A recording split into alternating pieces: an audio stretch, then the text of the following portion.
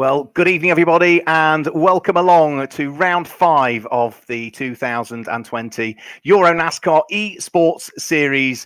As the world is starting to get back towards normal racing, well, we've got some exciting esports action for you coming up. Round 5 of the championship, as I said, but more importantly, it's the semi-finals, which means it's double championship points. So we're here on the Brands Hatch Grand Prix circuit this time. We were here earlier on in the championship season on the Indy circuit. The drivers get to stretch their legs a little bit more around this 2.4 or 3.9 kilometre circuit, a circuit which can trace its roots back to the 1920s. Car racing started here in the 1950s. Of course, it was home to British Grand Prix. It was also the circuit which saw Ayrton Senna have his first ever race. But more importantly, it's been the home of the NASCAR Whelen Euro Series UK round since 2011. So we're really looking forward to seeing how the drivers get on for what is a very important evening. The format for the evening, well, the drivers will all head out into qualifying shortly. And if you qualify on pole position, then you will take up, if you qualify fastest, you will take up pole position for heat number 1. If you're second quickest, you'll head towards pole position for heat number 2. If you're third quickest, you'll head towards pole for heat number 3. Each driver has a 10-minute heat in which they will race. Only the top 10 from each of those heats, i.e., 30 will go through automatically to the main championship race. If you qualify outside of the top 10 in your heats when you take the checkered flag, you're not over for the evening. You head into the last chance qualifying race, and only the top 6 from that will go through to take up the final 3 rows of the grid on our main championship race. And remember, as I say, it is double points here this evening, which means it's not 40 points for a race win. As it's the semi-finals, it's 80 points for a race win. So the championship, you could argue, whilst it's past its halfway point in the numbers of rounds that we've got, if you look at the points accumulation, what's already been scored to what's available to be scored, we're not even halfway through as yet. You can certainly lose the championship with a bad round when it's double points. And we'll look forward to see as to who comes out on top on the Brands Hatch Grand Prix circuit. The last few minutes of the free practice session are taking place. So let's have a quick look at what's going on in terms of the championship. Well, Lasse Sorensen, the reigning EuroNASCAR 2 champion, leads the EuroNASCAR Esports Series by 10 points from Jeffrey Ruffin. Lasse scoring his first outright win in the main race just last weekend at Indianapolis. Jeffrey Ruffin is second, and his Hendricks Motorsport teammate, Loris Hazemans, sits there third. Loris is the reigning EuroNASCAR Pro champion from last year. Andre Castro, the quick American for DF1 Racing, means that it's only 2 teams with drivers inside the top 4. Tobias Dauenhauer is also another Hendricks driver. He sits there in 5th place, ahead of Ulysse Delceau, the former EuroNASCAR 2 champion, in 6th place. Watch out for Alan Day, the double former champion, is down in 8th in the championship season. And Bavo Fallon for PK Carsport has gone particularly well over the course of this year. He sits there in 12th position, looking to try and gain ground. But as I say, it's all about making sure in the semi-finals you score good points, and those points are only available in the main championship race. There are no points available for the heats. There are no points available in the last chance qualifier either. Well, we're having a bit of free practice that is still going on. There's not too long to go in the free practice session, or qualifying session actually, that's underway, I ought to say. And Andre Castro at the moment in the early stages of qualifying has popped towards the top of the times. It's a short and a sharp qualifying session. It's only 10 minutes or 2 flying laps in reality for these drivers is all that they're able to post over the course of this session. And as we look at the number 99 car, that is a driver that we've seen a lot of in the NASCAR Whelen Euro Series over the last few years. It's the 22-year-old American for DF1 Racing, Justin Kuntz, looking to see what he might be able to do over the course of this lap. The first sector's not looking that great for him, however. I think Bavo Fallon is on a quick lap, so he could well be one that might head towards the top of the times. At the moment, though, it's Andre Castro that is quickest. Jeffrey Ruffin is second quickest. Joining us in the championship for this evening is Pablo Lopez, who is third quickest. Now, Pablo Lopez is driving the Circuit Ricardo Tormo Fordzilla Ford here this evening. Pro sim racer, started sim racing back in 2007, has won both national and international championships. So we would expect him to go well. We would also expect car number 420 to go well as well, which is Michael Smidl, another professional esports racer. So clock ticking down, less than half of the qualifying session to go. Here's Tobias Dauenhauer just making his way out onto the circuit, lying 5th in the championship standings. He's gone 4th quickest in the early stages of this one. Lasse Sorensen has completed a lap. There was a spin briefly for Alessandro Bugatti, I think that was, that had an issue. That looked like it was heading around Paddock Hill Bend, which is a blind entry. Heading up towards it now, very sideways indeed, is Santa Tutorium, and he goes straight off, misses the apex. The car went sideways as he turned in towards Paddock Hill Bend, which is absolutely a blind entry. You really can't perhaps appreciate, even on iRacing, just how blind that entry is, as we now get a bird's eye view of what was the Brands Hatch Grand Prix circuit, with now just, 3 minutes of this qualifying session to go. Santu Vauxhall, Scandinavian V8 Thundercar driver who came through the NASCAR Whelen Euro Series recruitment program, racing for DF1 Marco Steep Motorsport at the wheel of his Chevy, has been doing some good things really over the course of the season, and we'll hope that he can grab some more championship points. He grabbed his first points last week at Indianapolis on the road course that we had there. Starting to accelerate on to the Grand Prix circuit, so they're going past us now. Starting to head downhill is Lorenzo Marcucci, onto the brakes in towards what is Hawthorne Bend, then down the Derek Minter Straight and in towards Westfield Bend, where the circuit drops away. As soon as you grab the apex, the circuit then really starts to fall away, as you can see, down in towards Dingledale, up towards Sheen Curve. Blind entry for this one, onto the brakes, pitch the car into the corner. Only then do you see the apex and know whether you've got it right. Very easy to run wide on the exit of that corner. Onto the brakes, in towards the left-hander at Sterling's, and from there it's down the straight and up towards Clark Curve, which is the final corner here at Brands Hatch on the Grand Prix circuit. And it looks as though it's not a bad lap so far from Marcucci. The car just drifting and starting to slide away from him as he went in towards the right-hander.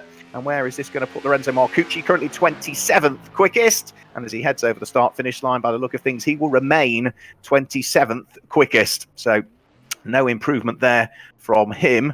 There was a quick spin as well. That was car number 299 that had the quick spin, which is Alain Mousqueron, another driver that we've seen go particularly well over the course of the esports season. Chris Lehman, who is within the media team for Marco Steep Motorsport, scored his first championship points last time out at Indianapolis. Where can he manage to propel himself to? Currently 24th quickest. Maran Kramers could be another one that could go well, actually. Maran Kramers, you see he's 15th quickest at the moment, 1.4 seconds away from the provisional pole time of Andre Castro, who certainly likes the Brands Hatch circuit here. Andre Castro, he won his heat when we were here on the Indy circuit earlier on in the season. He has been a pole sitter here in the 2019 NASCAR Whelen Euro Series in the EuroNASCAR 2 division when we raced for real last time on the Brands Hatch Grand Prix circuit. He heads the times at the moment, but we continue to look at Maran Kramers round through Hawthorne, down the Derek Minter Straight, and then let's see what he might be able to do to try and carve his way further up through the order from what is 15th position currently. Through Dingledale, up towards the right-hander at Sheen Curve, uses all of the curb. They're beautifully turned in towards that blind entry right-hander, onto the brakes, use all of the curb on the inside, let the car drift wide. There's a bit of a bounce off the curb at the very end at Sterling's, which can unsettle the car, and then onto the brakes, and just make sure you don't dip a wheel onto the grass on the left-hand side. It's so easy to run wide with the tyres on the grass on the left as you come out of Clearways, which is a very, very quick corner or Clark Curve. And as he heads over the start-finish line, looks as though that is it for him. Big spin, that's Giorgio Maggi, who was runner-up in the EuroNASCAR 2. He's reversing up the circuit up towards Druids Corner. Damage to the front end of his car. I'm not quite sure what he's doing there. Giorgio Maggi, who is currently in 18th position.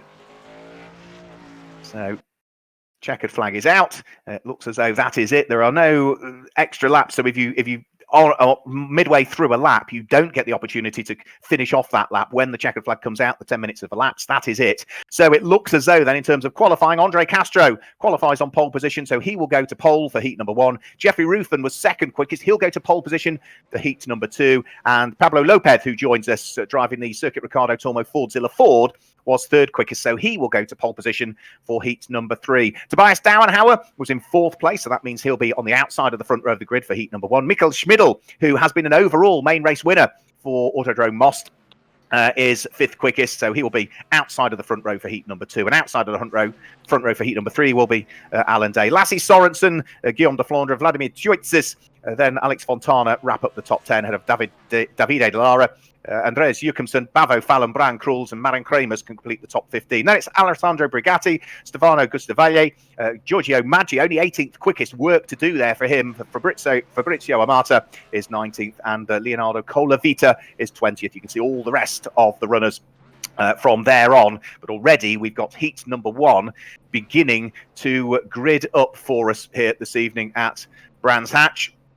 And as we await the arrival of all of the cars onto the grid, then we will get the rolling lap underway. Andre Castro on pole position, Tobias Danhauer alongside Lassie Sorensen and Alex Fontana on row number 2, with Bavo Fallon and Alessandro Brigatti on row number 3. Row number 4 is number 41, Fabrizio Amata, and the British driver, number 78, Alex Sedgwick, with the next row of the grid being Alain Muscaron and Santu Vauxatorium.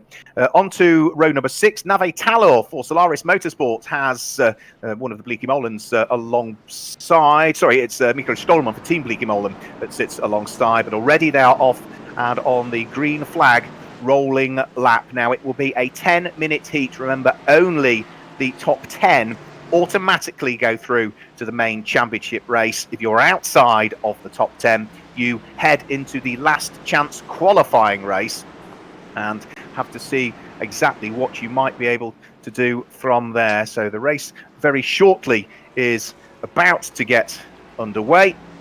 However, joining us in live commentary at this stage, we'll grab a quick word with him now and maybe cut back once the race has got underway for a further chat. It's the managing director of Circuit Ricardo Tormo that joins me in live commentary, which is Gonzalo Gerber. Gonzalo, welcome along to the NASCAR Whelen Euro Series Esports Series.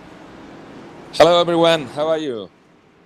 It's great that you're able to join us, and by the look of things, you've managed to get yourself a very quick driver representing the circuit this evening. Yeah, I think it's Pablo Lopez, no? Competing for Pablo us Lopez this evening. So yeah, we hope he does very well. I think it was very surprising. Nico Lecuona also, and Claudio, our marshal, was very good also. And really looking forward to see how Pablo performs, really. We were due to have been out with you at Circuit Ricardo Tormo at the beginning of the season, but with what's going on in the world, and that's delayed. We will still get to see you and get to enjoy NASCAR around your track later on this year. Yeah, for sure. 4th, 5th, and 6th December. It's going to be a final of the final round for the championship, and I hope it's going to be very good.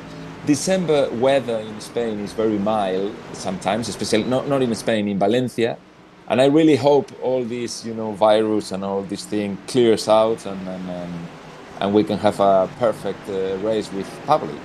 Hopefully. Well, we'll get the race underway. Stay with us, Gonzalo. Don't go anywhere. But the cars are just heading up towards the start-finish line. We'll get the race underway, and then we'll come back and have another quick chat. Remember, Andre Castro sitting there on pole position. Tobias Dallenhauer sitting alongside. Andre Castro looking to try and grab a win if he can. He won his heat at Daytona. He won his heat last time here at Brands Hatch, but that was on the Indy circuit. Red lights on, red lights go out. It's a great start from Andre Castro in pole position up towards Paddock Hill Bend for the first time, and Lassie Sorensen is going to slot himself through into second place ahead of Tobias Dallenhauer, who's there in third. There's contact further back, and by the look of things, I think Alain Muscaron got tangled up with several other cars there. I saw his car sideways in the middle of the circuit.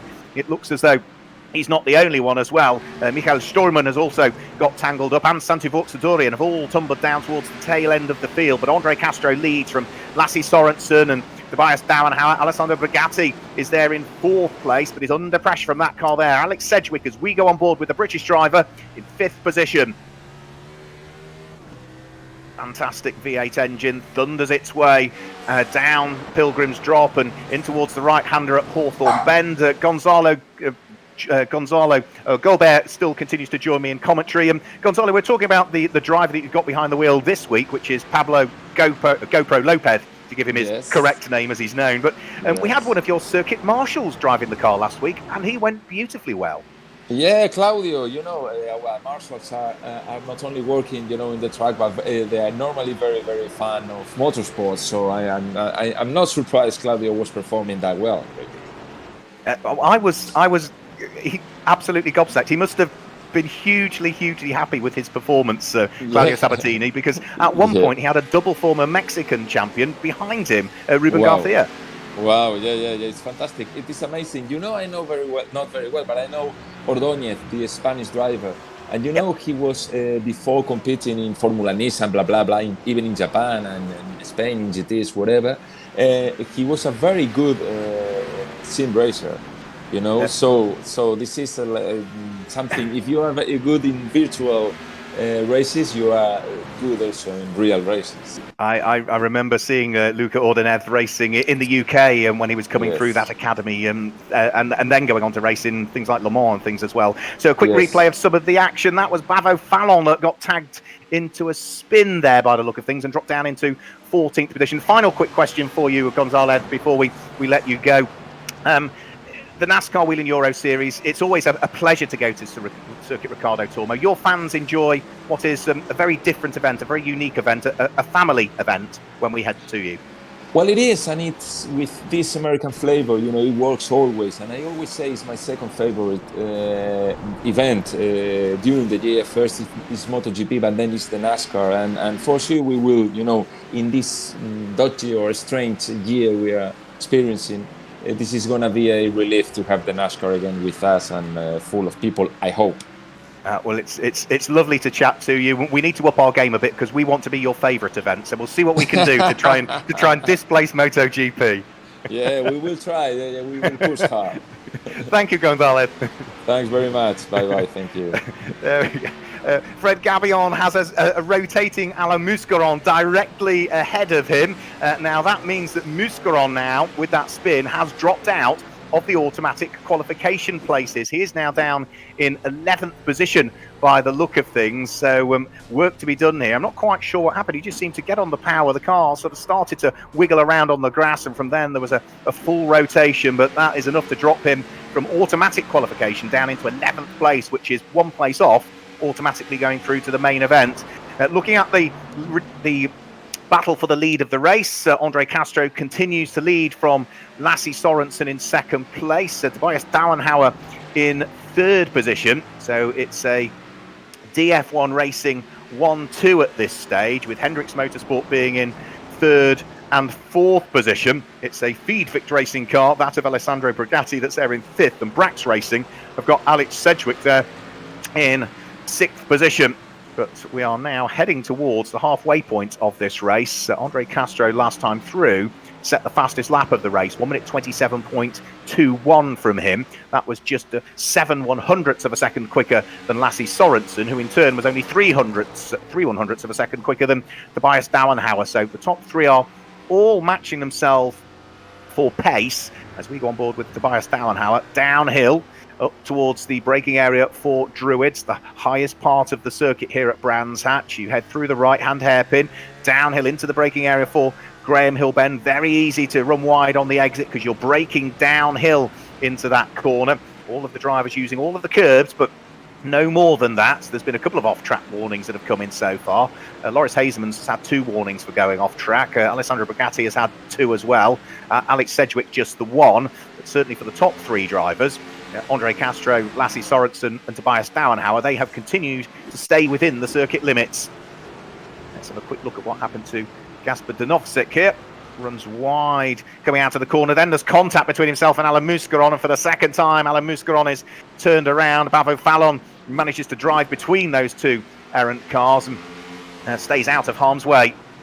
Simon Palat, a driver, again, who's been with us all season, has Simon going beautifully well. Just 18 years of age is Simon, the Belgian driver, who finished as a semi-finalist in Feedvict Racing's 2019 selection process.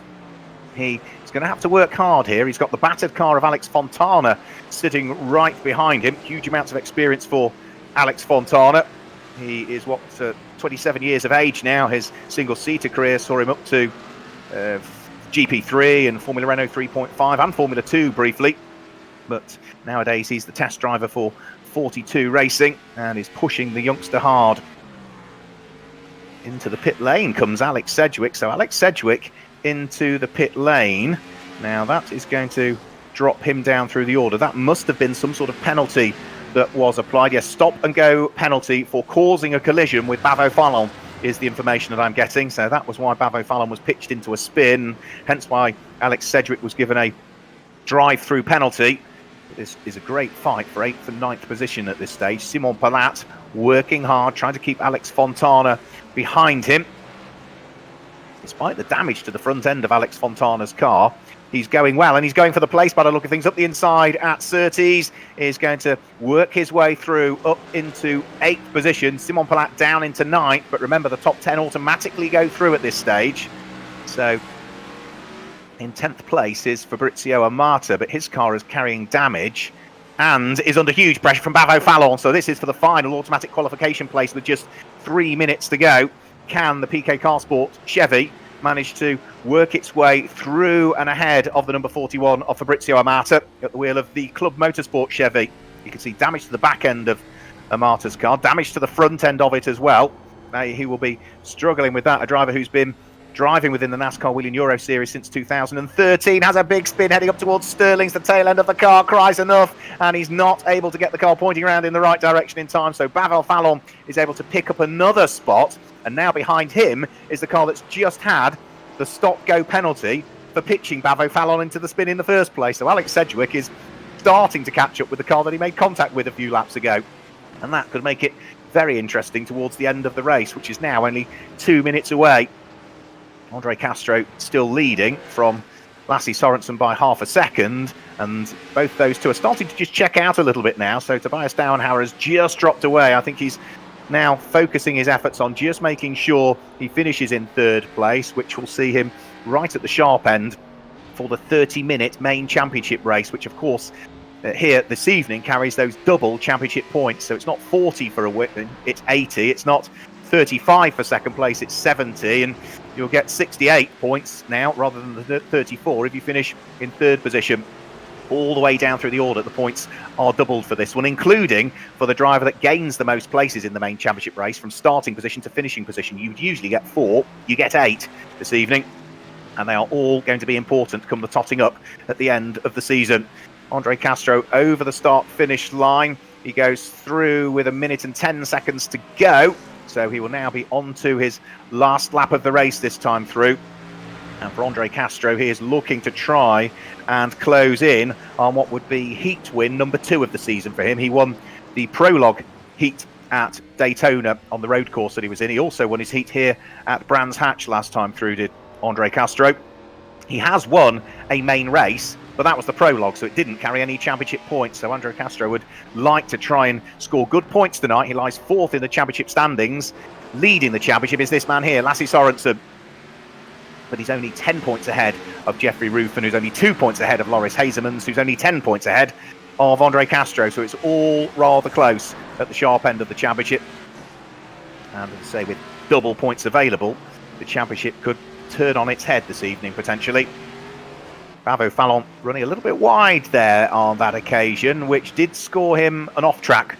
So just needs to be careful he stays within the confines of the circuit. Too many off-tracks and you'll be given a penalty by race control. But for Andre Castro, it's been a very comfortable drive from him in reality. He's had his teammate behind him, so they were always going to work together and not push each other too hard. But it does look as though DF1 Racing, I ought to say, are going to carry on where they left off last week at Indianapolis. Andre Castro is going to claim a win. Lasse Sorensen, his teammate, will finish in 2nd place. Both of those safely through to the main championship race. Tobias Dauenhauer finishes in 3rd place. 4th place should be Loris Hazemans, another one of the Hendricks Motorsport cars that should finish there in 4th position. Ahead of Alessandro Brigatti, who is in 5th place. Henry Tuamala should complete the top 6, but he's being hunted down by Fred Gabillon in the closing stages. And who is going to be the last couple of cars? There goes Tuamala over the start-finish line, and I did say he was being hunted down by Fred Gabillon. The Toyota not finishing that far behind in the hands of the Frenchman. Simon Palat is going to finish in 9th place, so he's got Alex Fontana ahead of him. He's got Bavo Fallon right behind him. Good recovery drive that from Bavo, having been pitched into a spin. And after Bavo Fallon, everyone thereafter, Alex Sedgwick and Alan Muscaron and Michael Stolman, are all going to have to fight it out in the last chance qualification race. But remember, it's only the top 6 from that race go through, whereas in the heats it's the top 10 that automatically go through. So heat number 1 done and dusted. The cars will make their way back around the circuit, and we will hopefully be able to grab a word with our race winner very shortly. And as we await the arrival into the commentary box of Andre Castro, we can gauge his thoughts on what was another win for him. Confirmation of the results then. It's a 1-2 for DF1 Racing. Andre Castro from Lasse Sorensen with Tobias Dauenhauer in third, and his Hendricks Motorsport teammate, Loris Hazeman's in fourth place. Alessandro Brigatti, the first home for Feedvict Racing. And it was another DF1 Racing machine of Henry Tuamala, who finishes in sixth. Fred Gabion, Alex Fontana, Simon Palat, and Bavo Fallon. Those are the 10 automatic qualifiers. Thereafter, Alex Sedgwick, Alan Muscaron, Michael Stolman, Santu Forxatorium, Gaspar Donovsik, Nave Talor, Fabrizio Amata, and Alessio Bacci are all going to have to head into the last chance qualification race to have one more roll of the dice and see whether they can make it through to the main points scoring race in round 5 of the 2020 EuroNASCAR Esports Series. So heat number 2 is about ready to get going. We are just having a quick look. Andre Castro is not quite ready for us yet, but I can see we haven't as yet this evening got Andre Weigold joining us in commentary, but I can see on commentary, so he might want to have perhaps a quick chat, is Gianluca Guillet, who is there but on mute with me in the commentary box at the moment. So Gianluca, welcome along. I'm not sure where Andre is this evening. I can see he's online, but he's not joined me as yet. Might be having a few tech issues. As usual, usual names towards the front in qualifying, but we've got some quick sim racers, haven't we? Including Mikael Smidl, who starts on the front row of the grid for this one. It would be very, very interesting to see how they fare against our usual suspects in the EuroNASCAR Esports Series. I think Andre is a little bit still sore from 7+ hours of commentary last night from the Homestead race. I did wonder. Yeah, I think we have Andre Castro. Just let me put him on commentary. And here you have him. Here we go. Thanks, Gianluca. So we'll grab a quick word with Andre Castro, Heat 1 winner. Andre, congratulations. That is your, if we include the prologue event, that's your 3rd Heat win of the year. But as yet to win the main championship race, you'll be wanting to do that this evening here at Brands.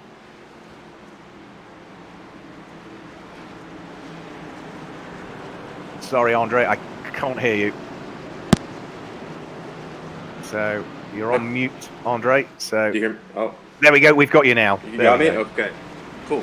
So I was saying it's going to be pretty important to finish well with double points in effect starting this week. So made sure to get to know the circuit pretty well this past week, and paid off with that lap in qualifying. But yeah, we'll see what happens in the final.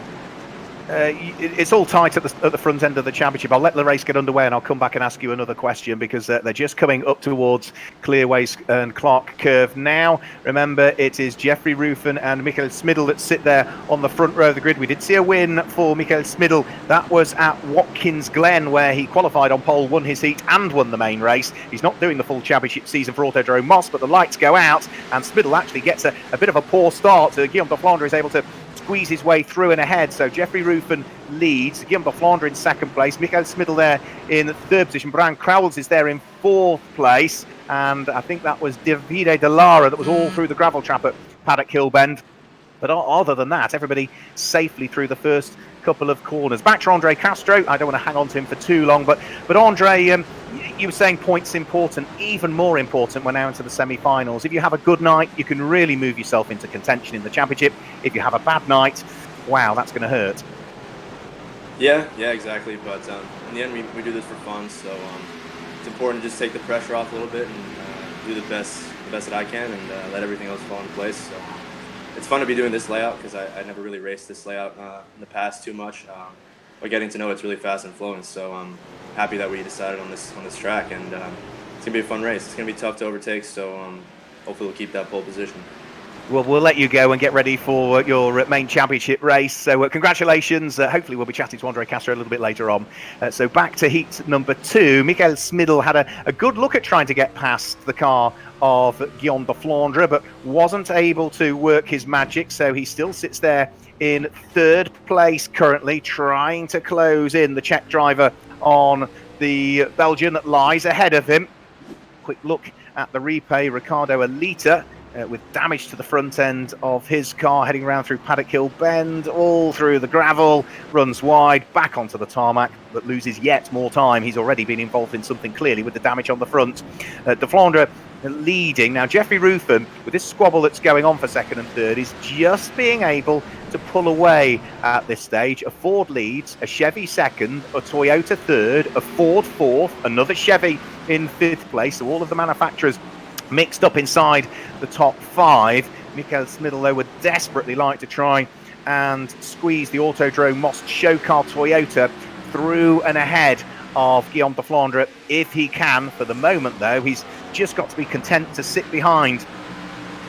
Here's a battle further down through the order. This is for 7th, 8th, 9th and 10th place. Chris Rickard at the tail end of it, looking to see whether he can close in on Gordon Barnes, Roy Hendricks and Stefano Gustavaglia, all of whom are pretty much nose to tail with each other as they head down through Dingle Dell and up into Sheen Curve, where I've actually seen not any cars run wide as yet. It's so easy usually to run wide coming out of Sheen Curve and be all on the grass and into the gravel there, but everybody seems to have just about mastered that. There is damage to the back end of Chris Rickard's car, I can see, and here's another good little fight for 13th, 14th, 15th and 16th place, which is going to be Francisco Garisto, Luca Cagnari, Ruben Garcia and Michael Niemas, all busy squabbling away. Ruben Garcia, fantastic to see him continually join us each week. Ruben Garcia, the 24-year-old Mexican who is twice a NASCAR Pinty Mexican champion, the reigning champion as well, 2018, 2019, in fact 3 times because he won it in 2015 as well. He was a NASCAR Stock V6 champion back in 2011. He raced in the ENASCAR series as well over at Texas Speedway virtually when that series was taking part earlier on.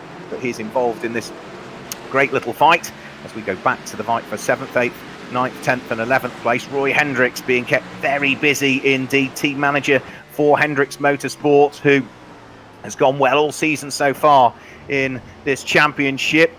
But whilst he's been at the front, Roy Hendricks, he's perhaps not scored as many championship points as you otherwise might have thought. He languishes a fair way down in terms of the championship standings, down in 48th in the championship standings. He's just not quite had the luck, but he's been quick as Roy Hendricks generally throughout the course of this season.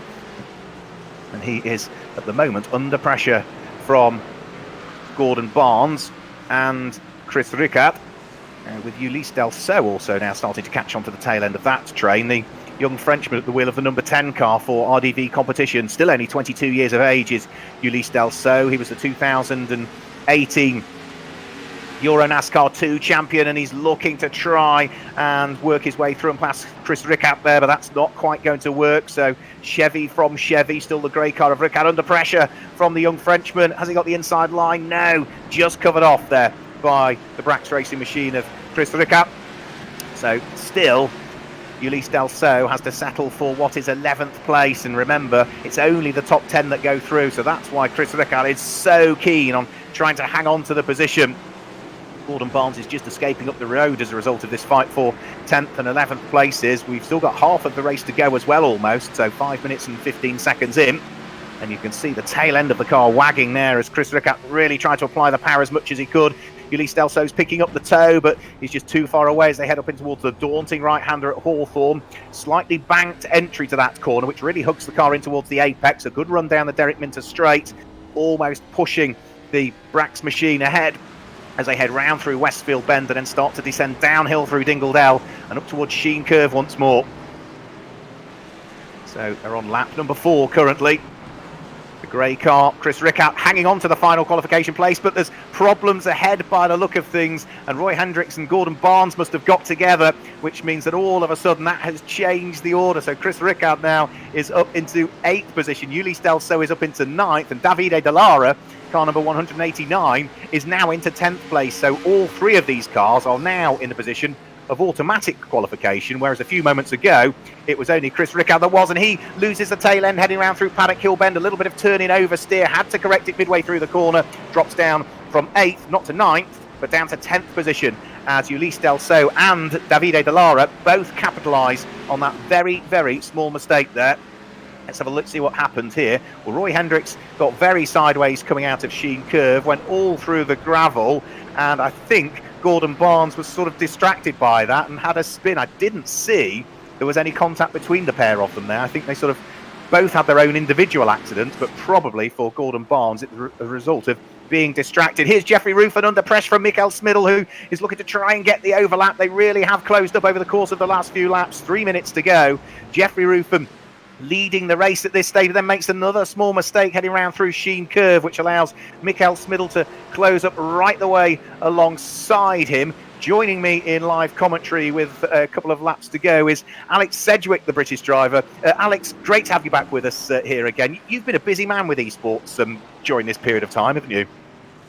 Yeah, just a bit. I obviously doing all of these and setting up my own series as well through my company, Vertex, which we've been running with the NASCAR Xfinity cars on mainly ovals. So I've had a bit of variety, and obviously it's kept me nice and busy while I was at home, or while I'm still at home, which has been it's been good. It's difficult now that things get busier and busier. It means I get no practice in at all, but yeah, it's good fun.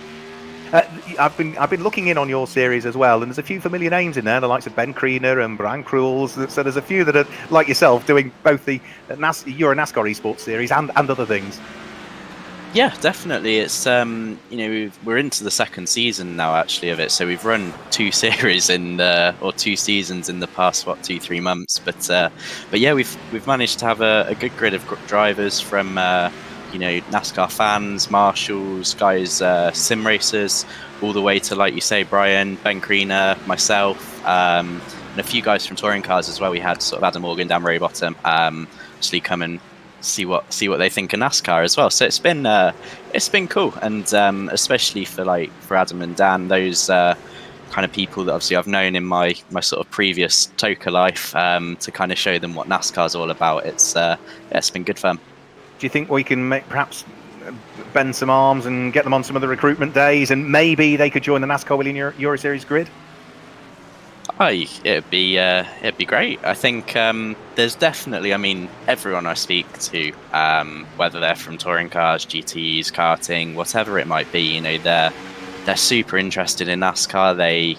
They've probably been watching a lot of NASCAR in the US in the past couple of months as one of the only motorsports that are back up and running. So there's a huge amount of interest for people to come and have a go in the cars and about the series. So I think for sure you'll probably see more and more people from the UK have a go over time, which obviously I'm always pushing them in that direction. I'll leave you to go. Good luck in the last chance qualification race, because you just missed out, but we're side by side for the lead of the race, and we are on the final lap as well. So Jeffrey Ruffin under enormous pressure over the course of the last few corners on Mikael Smiddle, but at the moment it is just the Ford ahead of the Toyota. Smiddle looks one way, looks the other as they head down the Derek Minter straight up towards Westfield Band. Can he cut back on the exit? Yes, he has, on the run down in towards Dingledale. Mikael Smiddle has been able to squeeze his way through and has now got the inside line and goes through and ahead up towards Sheen Curve. So only 3 corners to go, and Mikael Smiddle has finally unlocked the door to the lead of the race. He might have been third when the lights went out because of the good start from Guillaume de Flandre, but he's fought his way back into second, and he's now fought his way back into the lead of the race for literally the last 30 seconds. So Mikael Smiddle, who has won roughly 50% of all of his races he's ever done on iRacing, comes through to grab the win for himself and for Autodrome Most Car Show. The Toyota going well. It's the Ford that finishes in second place of Jeffrey Ruffin and Guillaume de Flandre in third. Stefano Costavalle heading over the start-finish line. He will finish in 9th place, and looks as though he is just going to seal his fate automatically through into the main championship race. So he will be rather pleased with that. One of the team members for Cal Racing. and Chris Ricard will pick up the final automatic qualification spot. But here's the replay. So Smiddle, Jeffrey Ruffin just got sideways, didn't he? Heading through Westfield Bend from that camera angle, you could see what happened as the tail end of the car cried enough, and that was just enough to open the door for Michael Smiddle to go through and grab the victory. He will be hugely, hugely pleased with that, will Michael Smiddle. It's only the second evening that we've seen him out with us, because he has been not committed to the full season, because we've had different drivers in all of the circuit cars, whether it be Ricardo Tormo, the Hockenheimring car, or the Most car. Confirmation of the results. It's a win for Michael Smiddle from Jeffrey Ruffin in second place, but how close it was. And Guillaume de Flandre finishes in third place. Brian Krull's fourth, ahead of Justin Kuntz. Leonardo Colavita completed the top six. Ulysse Delceau was seventh, ahead of Davide De Lara, Stefano Gustavalle, and Chris Ricard finishes in 10th place. So those are the 10 automatic qualifiers for the main championship race. Roy Hendricks, Francisco Garisto, Luca Caniore, Aurelien Dillier, Michael Niemas, Ricardo Alita, Gordon Barnes, and Ruben Garcia will all have to fight it out in the last chance qualification race. So the cars are gridding up for our final heat. Joining me in live commentary is Michael Smiddle. Michael, congratulations. You might have dropped to third when the lights went out, but what a fight to finally take the lead with only a couple of corners to go. Yeah, it was quite crucial to actually overtake someone, because as we know the track is quite narrow, so it is difficult to overtake. But yeah, I'm happy that in the end it worked out in this heat. But yeah, the main complication was in the qualifying, because I totally screwed it up. So it should have been a pole, so it could make life easier. It's the format with qualifying, isn't it? You only get 2 laps. So you said you made a mistake on one lap and then didn't nail the second one. How did it work?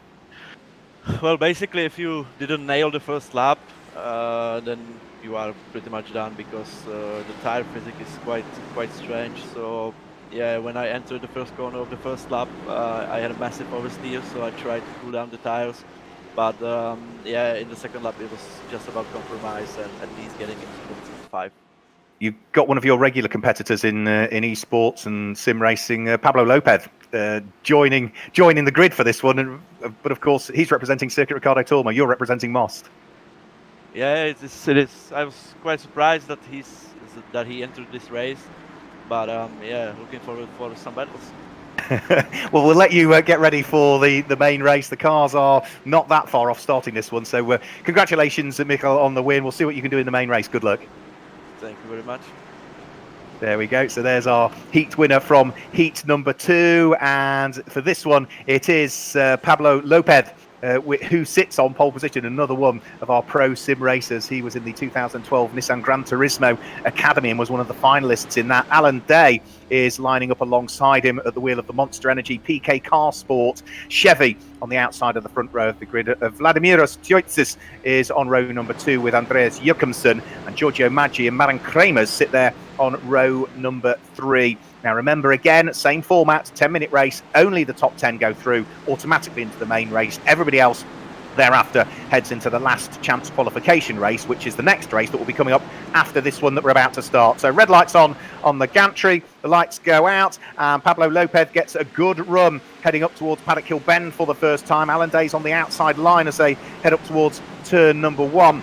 And as they turn through the corner, a little bit wide there for Maren Kramers, goes all through the gravel trap. It looks as though Max Palumbo has gone through the gravel trap for Solaris Motorsport as well. But I think that was largely a few cars through the gravel, but nobody really making contact with anybody else at this stage. A little bit of a grassy moment, though, for Lopez, though, heading in towards Druids has meant that he must have locked the brake, because I don't think there was any contact between himself and Alan Day. He slithered off and ran a little bit wide and has now dropped down into 9th position in the early stages of this one. This is going to have to be a bit of a recovery drive from him. So Alan Day leads the race at this stage. The double former NASCAR Whelen Euro Series champion Alan Day, who has won heats, but that was quite some time ago now when we saw Alan Day win a heat. That was back at Brands Hatch on the Indy circuit for round 1 of the championship.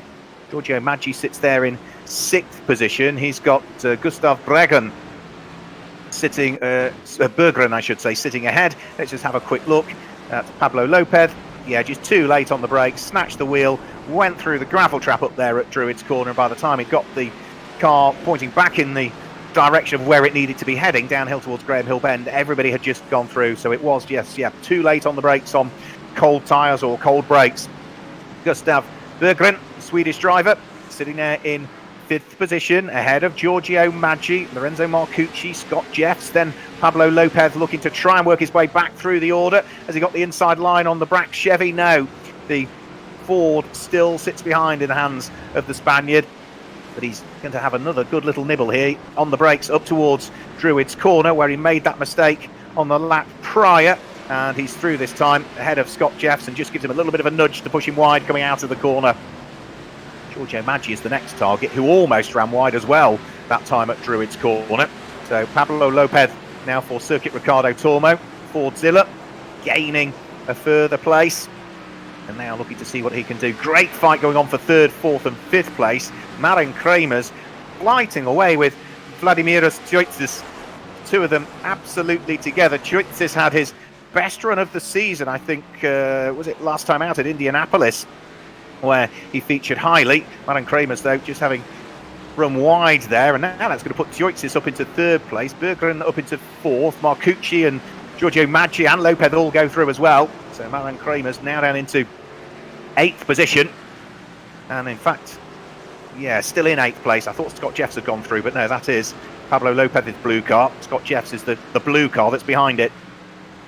So down the straight in towards the braking area for Clark Curve they'll go. Maren Kramers looking to try and make sure he doesn't lose any further places. So down into 8th position from what was 3rd. The last of the drivers in the automatic qualification spots at this stage is Sebastian Bleekemolen at the wheel of the Team Bleekemolen number 69 Ford. Driver with multiple championship wins in the Clio Championships out in Europe and in the Benelux countries as well, but raced with us in the NASCAR Whelen Euro Series in 2019. He was 16th in what is nowadays known as EuroNASCAR Pro. Lorenzo Marcucci we're looking at. Great aerial shot of Lorenzo Marcucci's car heading down the Cooper Straight up towards the left-hander at Surtees, that then brings them onto the Grand Prix loop. But he's coming under enormous pressure here, Marcucci, from Giorgio Maggi, who needs to attack and defend at the same time because he's got Pablo GoPro Lopez sitting right behind him. So a good fight is this. Down the Derek Minter Straight up towards Westfield Bend.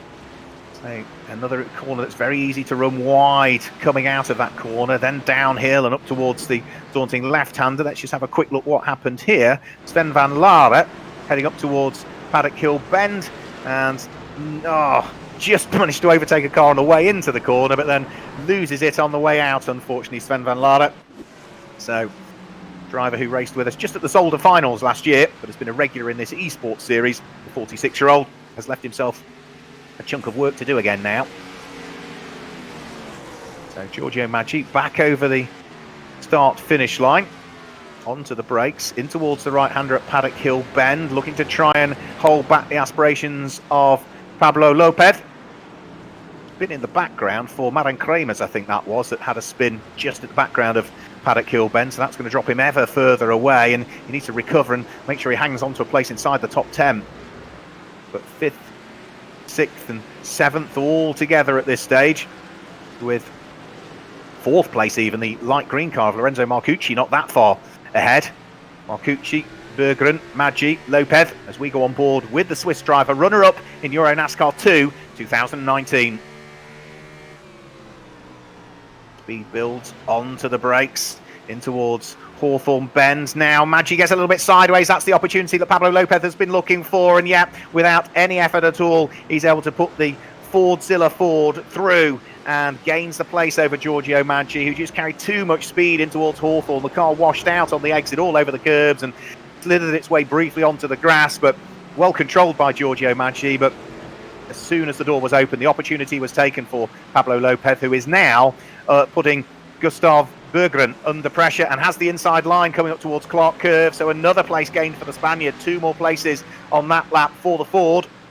And we've now got just 4 minutes of the race to go. So over the start-finish line comes Pablo Lopez. Remember, the top 10 automatically go through.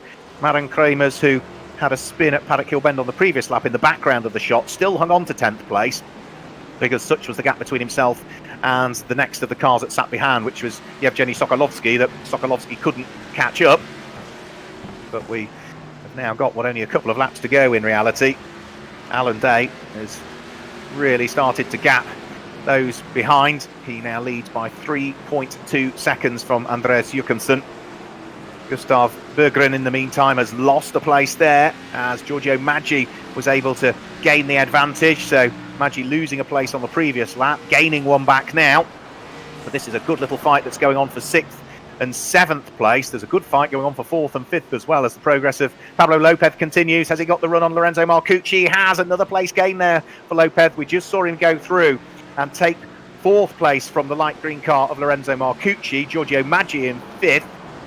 Gustav Berggren completing the next of the places, but back to our race leader, Alan Day, who is looking as though he is on for a win in heat number 3 here. He won his heat at Daytona on the road course. He won his heat here at Brands Hatch on the Indy circuit earlier on in the season, and this would be his 3rd heat win. Andreas Jochumsen sitting there in 2nd position at this stage, and just needing to make sure that he doesn't overdrive the car there. Just almost dipped a wheel into the dirt there, did Jochumsen, who lies 10th in the championship standings. His best result in the main championship race has been a 5th so far, and that was at Watkins Glen. Vladimir Tyoitsis is on for a good result in 3rd place. That would see him in something like the 3rd row of the grid, wouldn't it? But he is getting caught by Pablo Lopez. Vladimir Tyoitsis's last lap he did was a 1 minute 29.4, half a second quicker was Pablo Lopez. And Lopez is at this stage about 2.5 seconds behind, so the rate of closure is not sufficient at this stage for Lopez to catch, let alone get past Vladimir Tyoitsis. But of course, Brands Hatch, as we're hearing from all of the drivers, very difficult circuit. You make a small mistake and it can have fairly large consequences. Not much runoff. You could soon be into the barriers, and that's just by putting maybe half a wheel on the grass if you're not careful. Using all of the curbs there, grabbing the apex and a bit more. Pablo Lopez representing Circuit Ricardo Tormo, who, as we heard earlier on in the broadcast from Gonzalo Gobert, who is the managing director of Circuit Ricardo Tormo, they were scheduled originally to be the opening round of the 2020 season. They will now have the honour of having the final championship round as and when we get running for real in the NASCAR Whelen Euro Series, and that will bring us all the way through to the early part of December, the final championship round.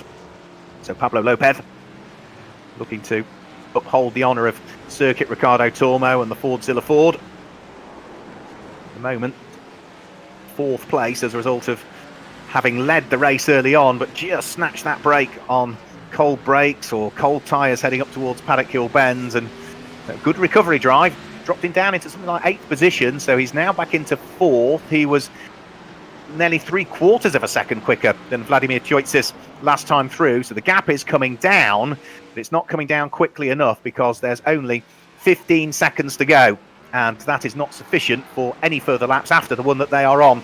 Here comes Giorgio Maggi looking to try and grab 5th place from Lorenzo Marcucci, the light green car sitting ahead. Lorenzo Marcucci, can he hang on to it, the Italian? He's got the very quick and rapid Swiss driver behind him, but then Giorgio Maggi makes a mistake all through the gravel. That is going to drop him down through the order as Gustav Berggren then takes 6th place. Maggi drops to 7th. Scott Jeffs here is in 8th position. So just the 1 place lost for Giorgio Maggi. But Alan Day is on for a win here by the look of things. Over the start-finish line, it's a win for Alan Day in heat number 3 here at Brands Hatch on the Grand Prix circuit. Round 5 of the 2020 EuroNASCAR Esports Series. And Andreas Jochumsen will finish in 2nd place. Vladimir Tyoitsis finishes in 3rd position. Good drive that from the Cypriot driver. Pablo Lopez is in 4th place. 5th should go the way of Lorenzo Marcucci. It does. You can just see his light green car going through the gravel at the first corner, but he'd already taken the checkered flag. And then Gustavo Berggren finishes in 6th place. Giorgio Maggi in 7th. Scott Jeffs in 8th. Vittorio Garelli and Malin Kramers in 9th and 10th places, respectively. Any other drivers thereafter, again, will all have to fight it out in the last chance qualification race that will be coming up very, very shortly. So Alan Day is going to quit back out of the game and will hopefully very shortly join us in live commentary. But before he does that, we should be able to confirm the results of heat number 3 for you very shortly. Remember, we haven't awarded a single championship point as yet this evening in the EuroNASCAR Esports Series, in conjunction with iRacing and with support from i.can.com and the Sim Racing League. But we've got one more 10-minute last chance qualification race to come up, and only then in the main championship race will we be awarding any championship points, double points, remember, this evening as well. Alan Day claims the win for PK Carsport. Andreas Jakobsen is in second, ahead of Vladimir Tsioitsis, who's there in third place. Pablo Lopez was fourth, Lorenzo Marcucci, Gustav Berggren, Giorgio Maggi, Scott Jeffs, Vittorio Garelli, and Maren Kramers complete the top 10. So those automatically qualify for the race thereon after. Advent Dioda, Max Palumbo, Chris Lehman, Yevgeny Sokolovsky, Sebastian Bleekimolen, Sven Van Lara, and Fabio Spatafora all will have to fight it out in this race that is already lining up on the grid now as well. So this is the last chance qualification race that's coming up now. Remember, only the top 6 from this will go through to fight it out. Alex Sedgwick on pole position for this one, finished 11th in his heat, of course, as did Roy Hendricks, who sat alongside. So he's on the outside of the front row of the grid. Advait Dioda and Alain Muscaron on row number 2. And then it's going to be car number 142, which is Francesco Garisto, and Max Palumbo on row number 3. So remember, yeah, just the top 6 that will go through. So they head off on their final formation lap. Alan Day is any second now going to join us in live commentary, and then we can grab a quick word with our Heat 3 winner, Alan Day, who missed joining us for one of the championship rounds. Unfortunately, he couldn't make it for one of the championship rounds, and therefore that has sort of cost him a few championship points. But he does join us in commentary. Alan, congratulations on the heat win, 8th in the championship standings coming into this race, with ground to make up, because unfortunately you weren't able to join us at Zandvoort, were you? Yeah, it's hard without a joker race that they take 1 point of one race. But anyway, all I can do is concentrate on the current race and trying to do the best I can. Pablo Lopez made it nice and easy for you on the first lap, whether it be cold brakes or cold tyres. He sort of slithered off from the lead, and from there was no looking back really for you, was there? Yeah, I realized that this track is so hard to pass, so probably one of the only options is at the start of the race. He made a tiny mistake, but I was already diving in. And since then, it was just managing the tires as good as. You know, as a 2 times champion in the NASCAR Whelen Euro Series, how important it is to score points when we get to semi-finals and finals. You'll be looking for a good haul of points this evening. That's the main goal, you know. I won the championship from the play of the season, so I know how important it is. Today, it's mainly about surviving. You will be in the top 5, top 5, top 6. It's already enough to gain some good points and continue to the next round. And you'll have Andre Castro directly ahead of you, because you'll start 3rd in the final. He'll start 1st. He gave you a bump and run at Daytona. Is it payback time for him? It's still surprising. We'll let you go, Alan, because the race is about to start. So we'll chat to him later on. Well done to Alan Day, our winner of our 3rd heat. Alex Sedgwick gets a good start in this consolation race. Remember, just 10 minutes, just the top 6 go through. Roy Hendricks slots himself through into 2nd position. Advait Dioda is able to get himself ahead of Alain Muscaron for 3rd position. Muscaron might lose out here to what is going to be the car that squeezes his way through, and that's Francesco Garisto. So he did lose out. Garisto gaining 2 places there, actually, and is now up into 3rd place, ahead of Alain Muscaron, ahead of Advait Dioda. So it's been a good start from Francesco Garisto. He brings that number 142 car, representing 42 Racing, up into the top 3 places. Remember, top 6 go through, and at the moment in 2nd place is Max Palumbo for Solaris Motorsport, but under pressure from Luca Caniore for Cal Racing. So the media man for Solaris Motorsport under pressure here from the team manager for Cal Racing, and it looks as though Luca Caniore almost giving him a shove there as they head down the Derek Minter straight. Palumbo a little bit sideways going through Westfield Bend. Cannelore also sideways, which loses him a position there as somebody else is able to squeeze their way through. That was Gasper Donovsek, I think, there that was able to grab the place. So Palumbo 6th, Donovsek 7th. Caniore now down into 8th place. Palumbo runs wide, though, coming out of Sterling's, and he's going to rejoin the circuit directly behind his teammate there. So that was Nave Talor that was able to go through. We're looking at Santu Vuxatoria, who is running down in 10th position at this stage, back towards the front, and Roy Hendricks continues to sit there in 2nd place, but already 2.5 seconds up the road is Alex Sedgwick in this one. Remember, just the top 6 go through, and now Francisco Garisto dives up the inside, heading in towards Druids Corner. He moves up into 2nd place. Roy Hendricks drops down into 3rd position with Alan Muscaron there in 4th place. Advait Dioda still in 5th place, and 6th at the moment is Gasper Donovsek. So here's the last of those drivers that is going to qualify for the main championship points scoring race that will be coming up directly after this one. But remember, it's not just a 10-minute race like all the others have been, the heats and this one. It will be a 30-minute race, so tyre conservation will come into it, and staying out of trouble around what is a technically very difficult Brands Hatch Grand Prix circuit. Alex Sedgwick knows this track well from his racing exploits in the UK, done a bit of Ginetta Junior racing as Alex Sedgwick in the past, a bit of Clio racing, did some Formula 4 racing in France as well a season or so ago. Not many, but did them, and has been a regular in the NASCAR Whelen Euro Series for the last couple of seasons.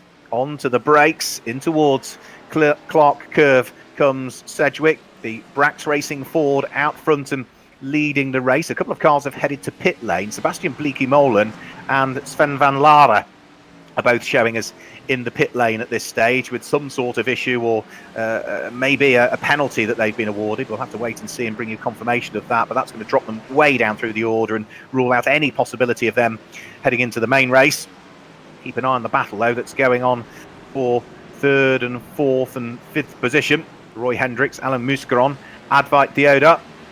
I think in the background I saw through Paddock Hill Bend a mistake for Gasper Donovsek, who was running in 6th place. I think he ran wide again there coming out of Graham Hill Bend, so he's now falling into the clutches of the 7th and 8th place cars, which are Nave Talor and Gordon Barnes, so in danger of losing out on automatic qualification. In fact, he has done. Nave Talor, the Israeli, has gone through here, so Gasper Donovsek, with a couple of grassy moments now, has dropped out of automatic qualification, and Nave Talor has gone through. The 18-year-old double former Israeli karting champion, finished 14th in EuroNASCAR 2 last year in his debut season within the NASCAR Whelen Euro Series, but is looking to see whether he can hang on to that position after the mistakes that Gasper Donovsek has had.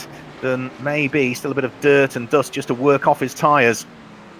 Bit of damage to the front end of Nave Talor's car by the look of things, bearing the scars of whatever's happened in the first few laps, but we're almost now at the halfway point of this race. Alex Sedgwick all of the time just increasing the lead margin that he's got. He's about 7 seconds up the road now from Francisco Garisto in 2nd place, but this is a great little fight for what is 6th and 7th position. Onto the brakes in towards Paddock Hill Bend, where the circuit really drops away, off camber as well. So easy to get sucked into a mistake, braking too late going into the corner and ending up in the gravel on the way out of the corner. But both Talor and Donovsek are wise to that and are able to just maintain track position. A little bit of a wiggle coming out of Druids as Donovsek just pressed the throttle pedal a bit too loud. Here's the fight now for 2nd, 3rd, 4th and 5th all together. Francisco Garisto under pressure from Roy Hendricks, who's got Alan Muscaron not too far behind at the wheel of his white and light blue machine, the second of the two sort of with light blue flashes to it, and the yellow car at the back is the London-based Indian Advait Dioda.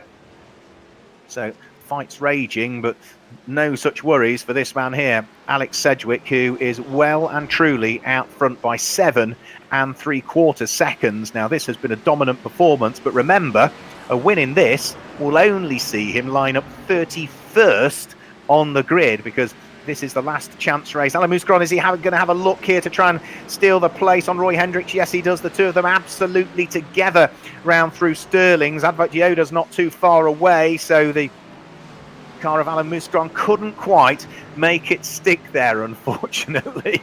So he's going to have to mount another challenge to try and work his way through. Alan Muscron is the reigning EuroNASCAR Club Challenge champion from last year. And if we look back at his car from Roy Hendricks, you can see that he is under pressure again coming out of Paddock Hill Bend. Muscaron's got the inside line this time, and surely now he's going to go through. Yeah, up into third. Advent Dioda would dearly like to follow him through and might just do that, Dioda, but he's now on the outside line for the next corner and has made it stick. So Dioda now up into fourth place, and Roy Hendricks, who was third at the start of that, going into towards Paddock Hill Bend, now finds himself down in fifth position. But that's still automatic qualification for the main race, and that is what is important. Kasper Donovsik now has dropped a further place. He was in seventh, wasn't he? But Gordon Barnes now has gone through and has taken that place away from him.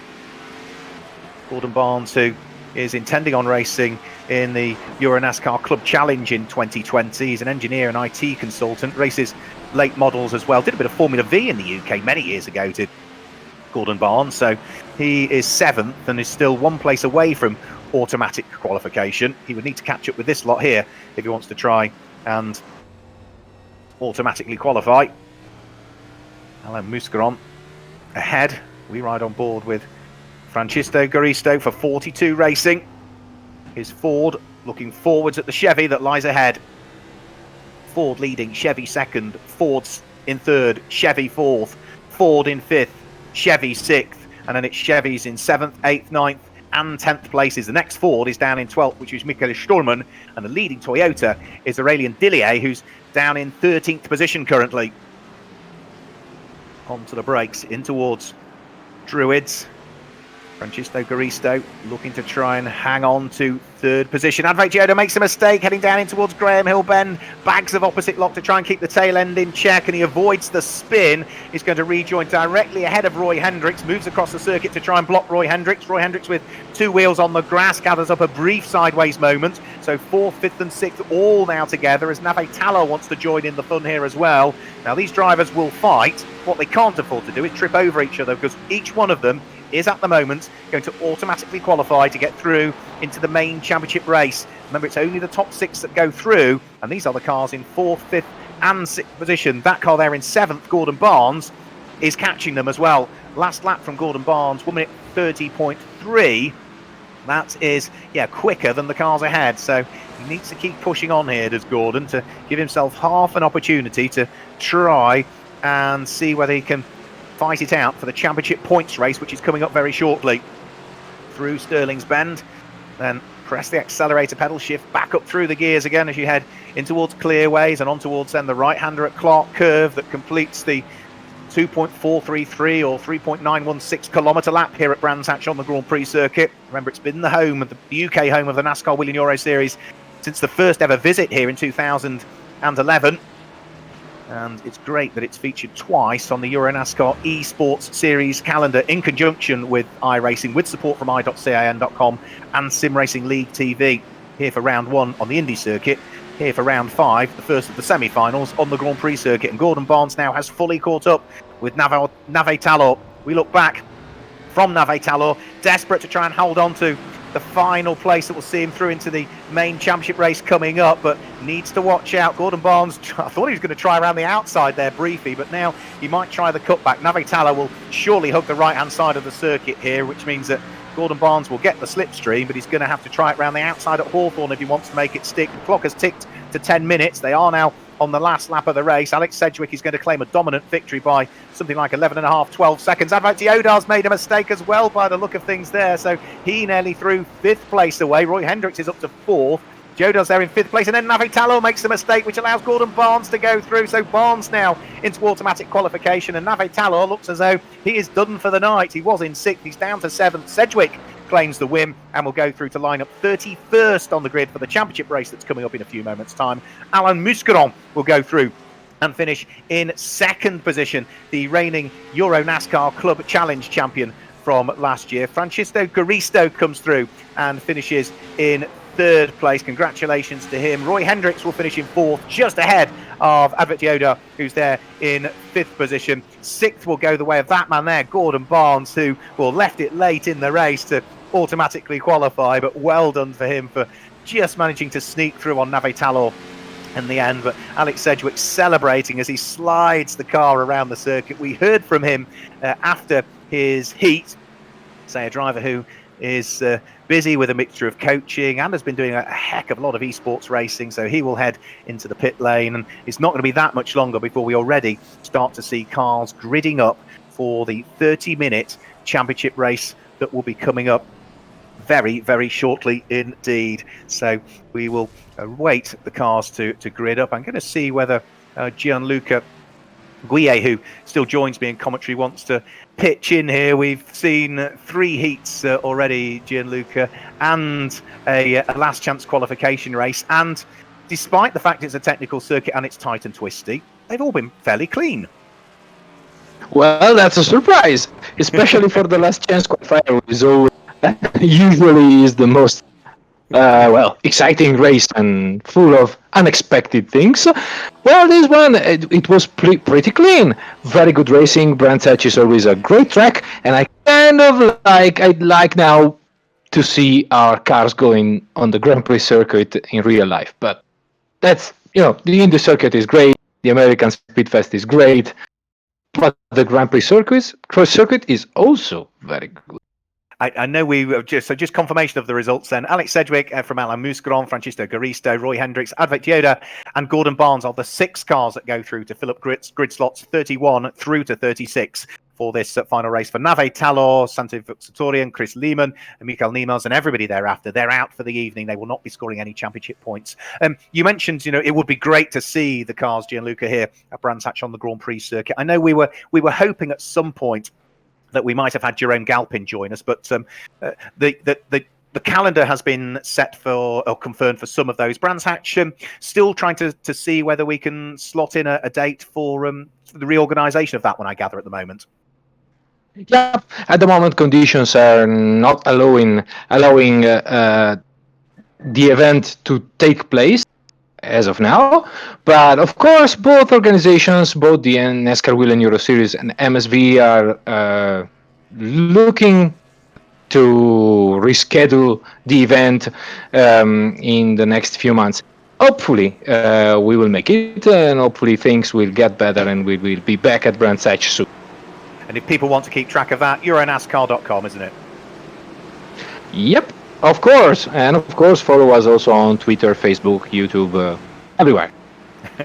Thanks, Gianluca. So there we go. Gianluca Guille, who is one of the media team for the NASCAR Whelen Euro Series and has been putting in, I've got to say, a heck of a lot of work to the EuroNASCAR Esports Series in conjunction with iRacing, with support from i.can.com and Sim Racing League TV. So we are on to now the final race, the championship race, the first semi-final, the double points race.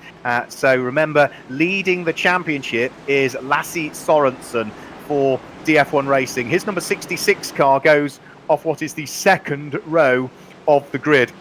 Lying second in the championship standings is a car that will be on the third row of the grid. That is Jeffrey Rufen for Hendricks Motorsport. His number 307 car is one to watch out for. Third in the championship standings is the number 50 Hendricks Ford of Loris Hazemans, the reigning EuroNASCAR Pro champion. Well, he's on the fifth row of the grid, so he's got a bit of work to do. And fourth in the championship is the car of Andre Castro that starts on pole position. Alongside him is Mikael Smidl, who has already claimed a race win so far this year. We have had 5 races if we include the prologue event, and each one of the main races has been won by a different driver. The prologue event at Daytona, Andre Castro claimed the win. Brands Hatch, the Indy Circuit round 1 of the championship for real, Guillaume de Flandre claimed the win. We went to Watkins Glen, Mikael Smidl on the outside of the front row claimed the win. Zandvoort was Jeffrey Rufen, and last time out at Indianapolis it was Lasse Sorensen. 5 different drivers have won the 5 different main races that we've had. Could we make it? 6 out of 6 in this one. We'll find out over the course of the next 30 minutes. Keeping your nose clean is going to be key. Making sure that you don't overwork the tyres is going to be key. And a chunk of luck, I would imagine, we'll need throwing in there as well. Alan Day on row number 2, the Monster Energy Chevy for PK Car Sport, has yet to win a race, a main race so far this year, but already there's contact. Alan Day is off the circuit. Oh, crumbs, they are all over the place with cars heading here, there and everywhere, and very few cars making it through the first corner.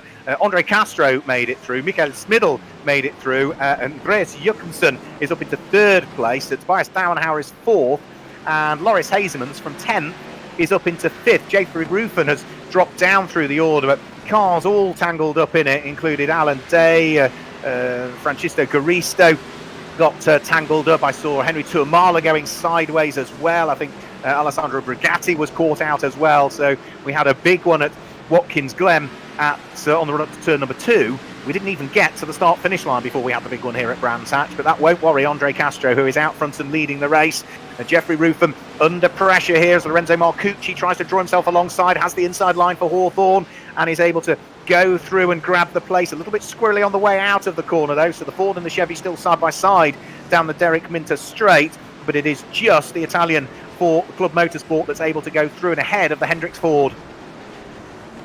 Puff of smoke from Jeffrey Rufen as he went in towards the part of the circuit there, and problems for Jeffrey Rufen. Saw the puff of smoke, and all of a sudden his car is heading off to the side of the circuit. So Jeffrey Rufen is not going to score many championship points here, and that's a huge disappointment for the driver who is second in the championship standings. He's tumbling down through the order. I'd imagine maybe fluffed the downshift and buzzed the engine, one would have thought there potentially. Andre Castro leads the race. Mikael Smidl in second position. Both of these have been winners of main races so far this year. Remember, Castro won the prologue event. Mikael Smidl won at Watkins Glen. And you can see just how close the pair of them are. They are 1.5 seconds ahead of the third place car. And they're only on lap number 2. So Pablo Lopez is working his way up through the order at the wheel of the Circuit Ricardo Tormo Fordzilla machine, running in 6th position at the moment. He's got the battered car of Tobias Dauenhauer ahead of him. That's going to be slowing the car down. The aerodynamics of Dauenhauer's car won't be working with the damage modelling in iRacing. There's no resets either on this one. You can have a fast repair, but you've got to go into the pit lane to do that, and then that's going to drop you ever more down through the order. So Dauenhauer's just going to have to cope with that and try and drive as wide a Ford as he possibly can. But already having been picked off by Pablo Lopez, you can see already the Spaniard is starting to disappear up the road, and there's not a great deal at all that the German can do about it. Back towards the lead of the race. Remember, in the heat, Mikael Smidl left it very late on to grab the lead, literally with just 3 or 4 corners to go. I'm sure in the early stages of this one, he might be just quite comfortable to sit behind Andre Castro and work out where, if anywhere, he's got an advantage, or where, if anywhere, he might have an opportunity. Just showing the nose of the car to Castro, heading in towards the braking area for the 3rd time up at Druids. Chevy first, Toyota second, Chevy third. The first of the Fords is Loris Hazemans, who sits there in 4th. Quick replay. Well, here's Alan Day. Oh, and then almost got tangled up in another incident that Scott Jeffs was having with somebody as he went up towards Surtees corner. I think that was Francisco Garisto, who is also carrying huge amounts of damage. You can see all of those cars. Well, Alan Day is down in 14th position at this stage. The driver who has gained more places than anybody starting position to current position is Simon Palat, down in 11th place. So he has gained 14 places at this stage. Replay also of contact being made there. Scott Jeffs and Roy Hendricks getting together, I think that was. My computer was struggling graphically to show me exactly what was going on there, but back to the lead. Andre Castro under this pressure still from the Toyota Camry, representing Autodrome Most Car Show, in the hands of Mikael Smidl. Very successful sim racer Mikael Smidl, looking to try and put the American under pressure. But for the moment, there's no chink in the armour for the 21-year-old Andre Castro, who still continues to lead up towards Paddock Hill Bend, bounces over the curbs, beautifully grabs the apex. Smidl sideways coming out of the corner. The tail end of the Toyota nearly caught him out there. But a bit of arm twirling, a dab of opposite lock, brings it back under his spell once more, but that's cost him vital tenths of a second. Thankfully, it was a few tenths of a second he could afford, because Andreas Jochumsen is sufficiently far away. Down into 7th place is Lorenzo Marcucci. Now, he should be able to gain on the car that lies ahead of Tobias Dauenhauer. Quick replay again of the start. Let's just have a look. And Yeah, Alan Day just got tangled up. Vladimir Choitzis got turned around, and then we saw Henry Tuamala getting caught up as well. Several cars all making contact with each other, and I think it was Alan Day getting sideways. Whether there was contact that caused that, I couldn't quite tell from that angle, but we certainly saw the Monster Energy Chevy pitching from the right-hand side of the circuit over to the left, and then a chain reaction thereafter. There goes Giorgio Maggi, another driver that is sporting damage. And that's Alessandro Brigatti that has been able to go through and ahead of him. Brigatti is now roughly back where he started by the look of things. So Alessandro Brigatti started in 13th place, is now back to 12th, again with a bit of damage, only light damage to his car.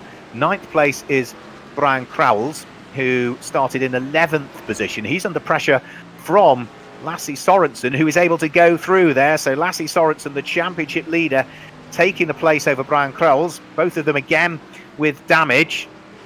Remember, it's double points as well, which means at the moment, doing the maths, well, Mikael Smidl is not doing the full championship. He lies second to Andre Castro, who is 4th in the championship standings. Andreas Jochumsen has not been a driver we have seen grab stacks of championship points over the course of the season. I'm just having a quick look for where he is in terms of the championship fight. He is 10th in the championship. His best result is a 5th at Watkins Glen. We know that Pablo Lopez is not doing the full championship. Loris Hazemans is down in 5th at the moment, so it's going to mean mathematically that Andre Castro, if he stays where he is and everybody else behind stays where they are, is going to be heading towards the championship lead, heading into semi-final number 2.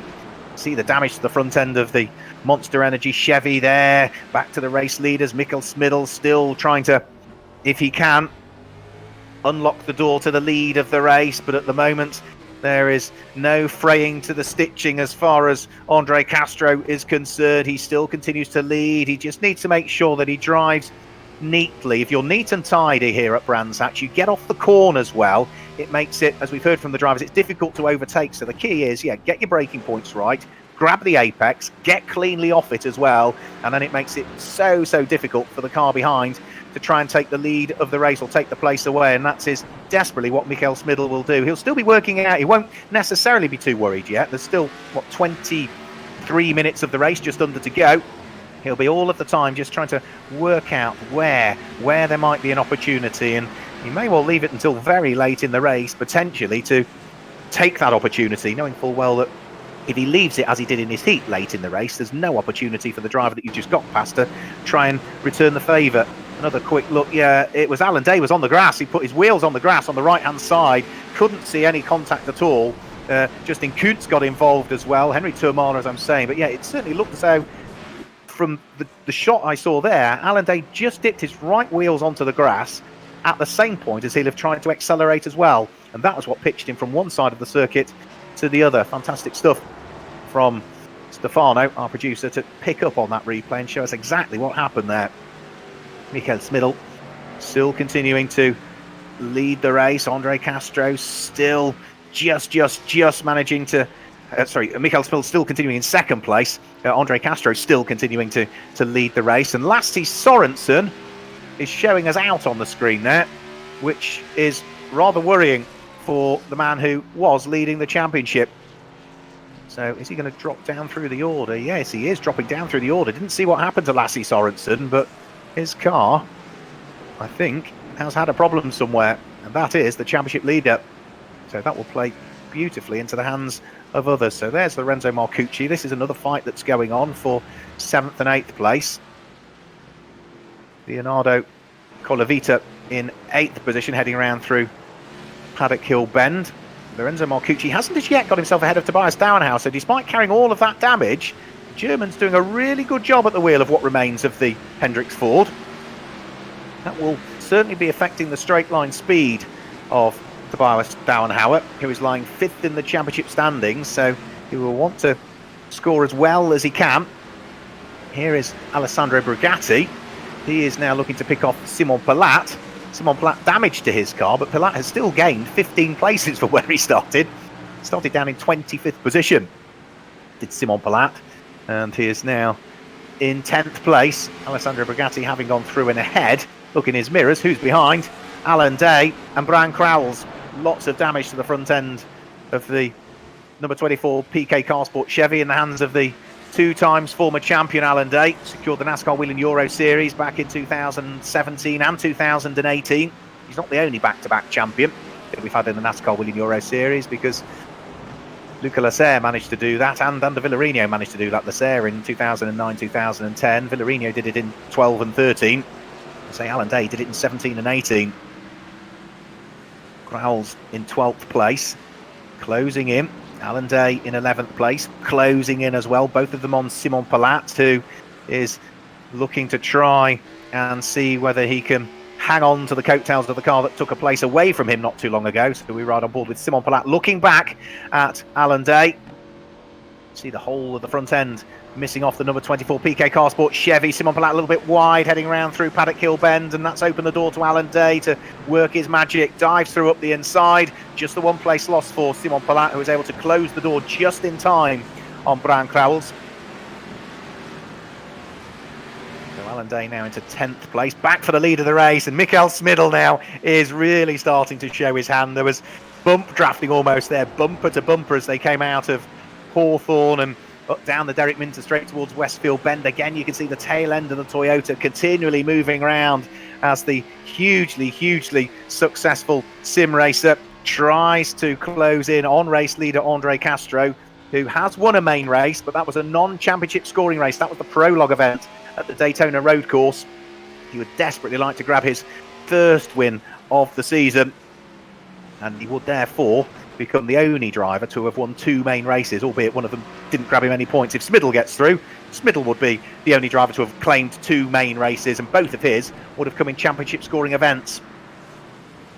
Now these two are nearly 5 seconds up the road from the 3rd place car of Andreas Jacobsen, who is on for potentially his best result of the season so far. Andreas Jacobsen, say, had a 5th place at Watkins Glen, but he's in 3rd at the moment. It would be his first podium in the main championship races of the season. Is he getting caught from the car behind? Not quite is the answer. Pablo Lopez in 4th place is not gaining, so battle for 1st and 2nd is without question still the one to concentrate on. Now Mikael Smidl runs wide there coming out of Hawthorne. That's going to drop him further away, and already you can see he was almost pushing Andre Castro round that same corner a lap earlier. He is now 1.4 seconds adrift as a result of that grassy moment. Justin Kuntz fighting his way back up through the order. Similar damage to the car that he's trying to hunt down, which is Garisto, that lies ahead. Francisco Garisto with the light blue and black and white flashes. It's just sort of white and light blue for Justin Kuntz that sits behind. But the Italian is just hanging on to it from the German at the moment. Now there is Stefano Guttavalle, and that is a rather worrying, the smoke that's coming from the tail end of his car. The Cal Racing number 388 surely is going to have to head towards pit lane before too much longer. Alan Day is still picking off places here. He's just got past Leonardo Colavita. Now let's have a quick look at this. Colavita heading down in towards Sterling's, and yeah, absolutely sending it up the inside. So late on the brakes from Alan Day. What a recovery drive from him. Should have lined up 3rd on the grid, and unfortunately by the time he'd got his car pointing back round in the right direction, that was what was left of the Monster Energy Ford, and he was down towards the tail end of the field. But he's now into 9th place. Carrying all of that damage doesn't seem to be hampering him. I'm sure it's a bit of a handful. I'm sure he is making good with the cards that he's been dealt in this one. But having gained another place there over Leonardo Colavita, the next car he's going to want to try and hunt down is Alessandro Brigatti, the 19-year-old Italian former kart racer.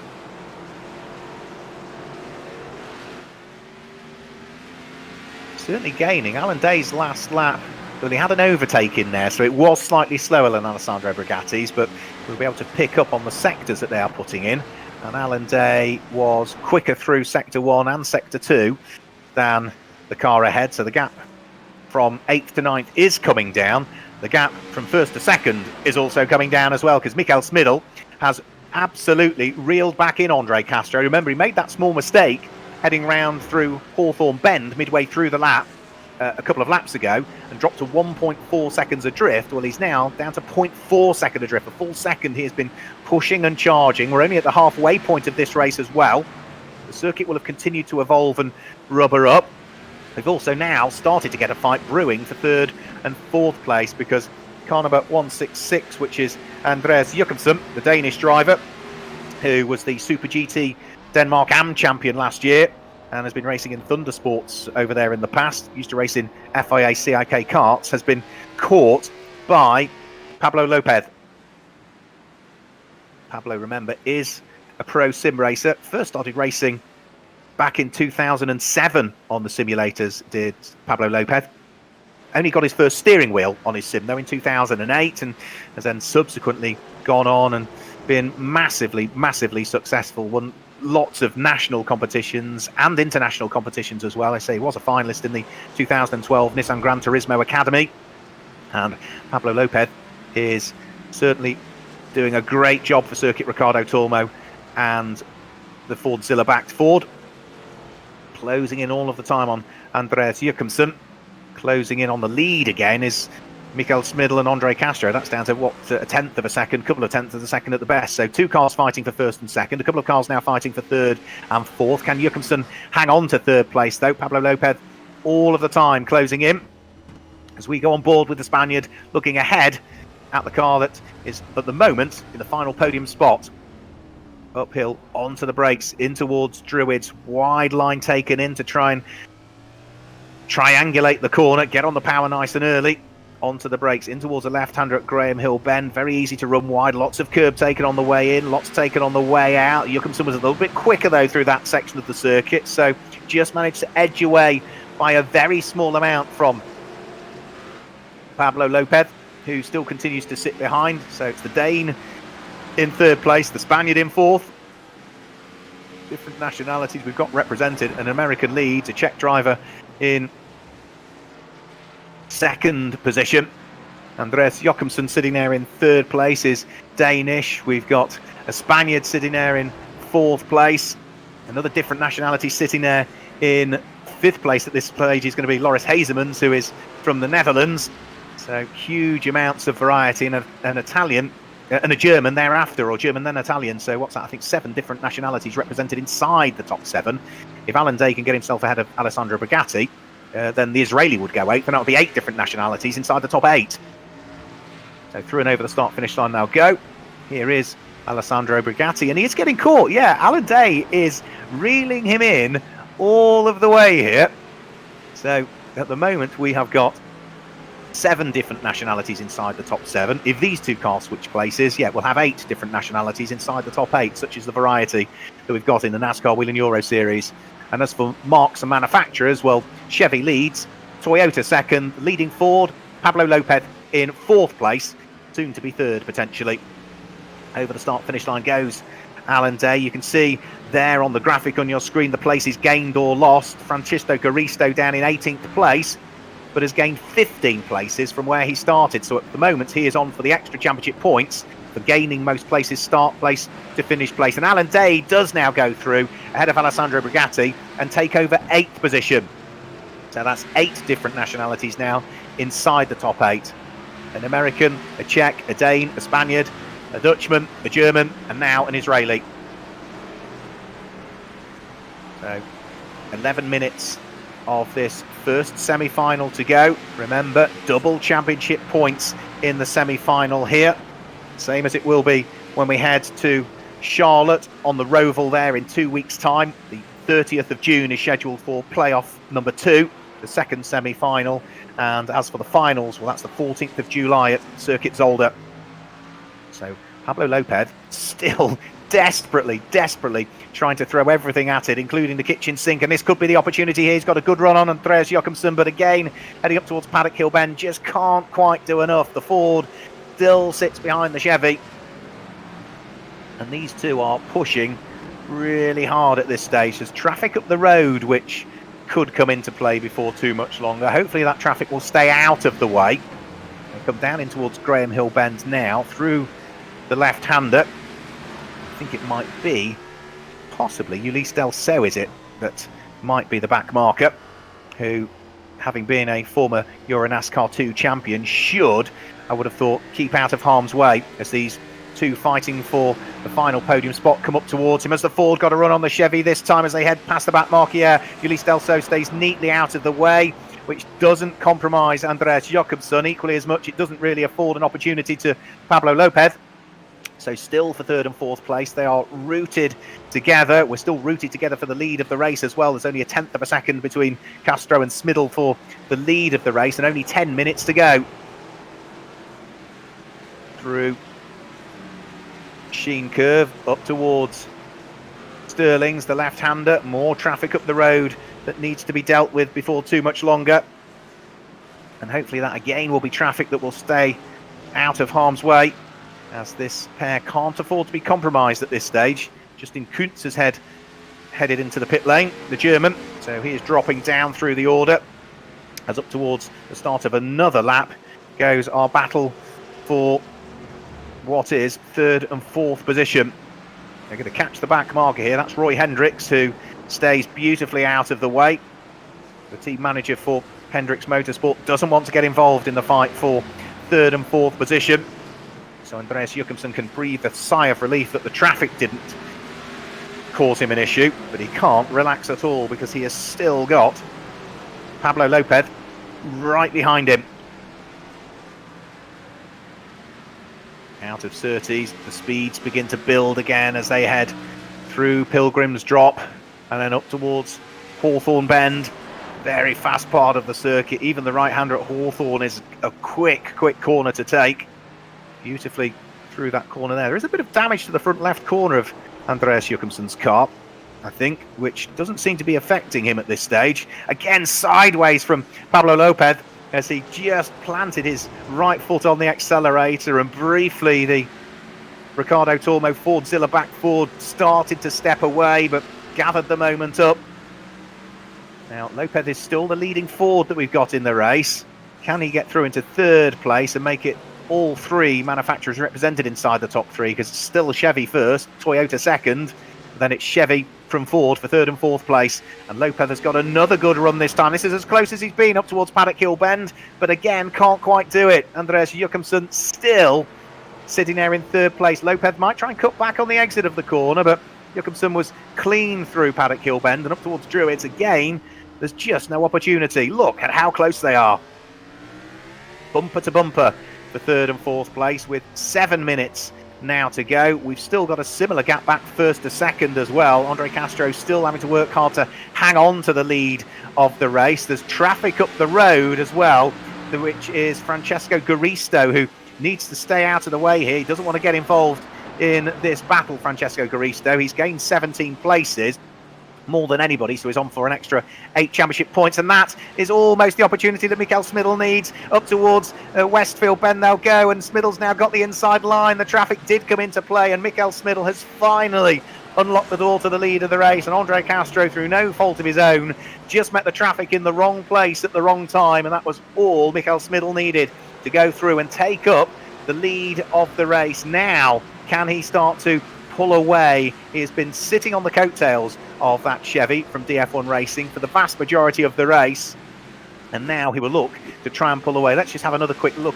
at what happened for the change for third and fourth place. Well, Lopez was quick coming out of Surtees' corner, had the outside line for Hawthorne. Andreas Jakobsen braved it out, as did Lopez. They were side by side through Hawthorne, which is a daunting place to overtake, and eventually the extra momentum was just enough. So a change from first to second for Andre Castro, and a change from third to fourth for Andreas Jakobsen on exactly the same lap. So that has shuffled the order. All of the top four now in different positions than they were a few moments ago. Brian Krols sitting there in 12th position. Good recovery drive from him as well after the problems at the start of the race.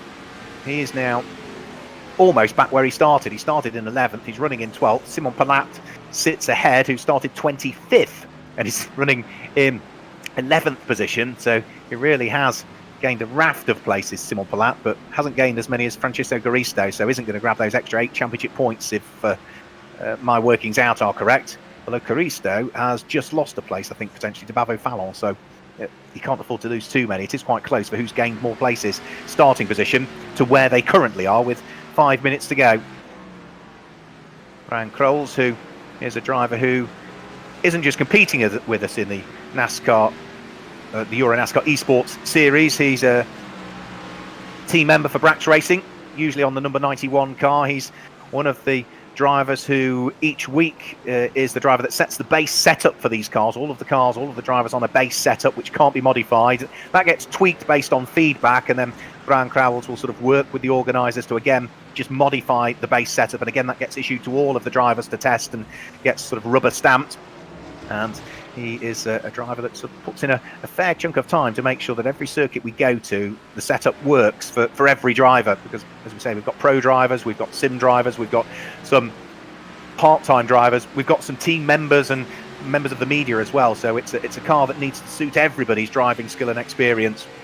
We've now got 6 minutes to go. Back for the fight for 11th and 12th place. Simon Palat still under pressure from Brian Crowells. And at the moment, there's no change in that order. However, since we had the change for the lead of the race, Mikael Smidl has started to pull away from Andre Castro. There's almost a second gap, first to second now, as you can see on your screens on the left. And Pablo Lopez has done exactly the same, pulled away to almost a second now from Andreas Jochumsen, who's there in fourth. And still on for his best result of the season as well. You know, it's a shame he's not in the podium places currently, but fourth is still one place better than fifth, and he's still therefore ahead of Loris Hazemans, who is the reigning EuroNASCAR Pro Champion, who is there in fifth place. Tobias Downhauer completes the top six, his Hendricks Motorsport teammate.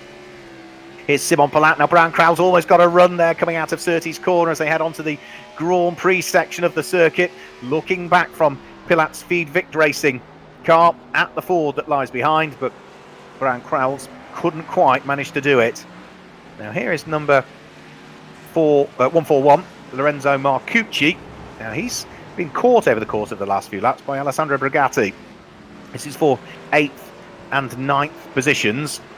They head out of Sterling's corner, and let's just have a quick look. There is Marcucci, and right, Marcucci got ahead. Right, so it was a shuffle. Marcucci got ahead of Brigatti as a result of Brigatti having run wide at Hawthorne, so it was a shuffle in the order rather than one driver catching the other, as we saw on the replay. So Brigatti now has got to regather his thoughts again and try and crack on for the remaining 2.5 minutes of this race now.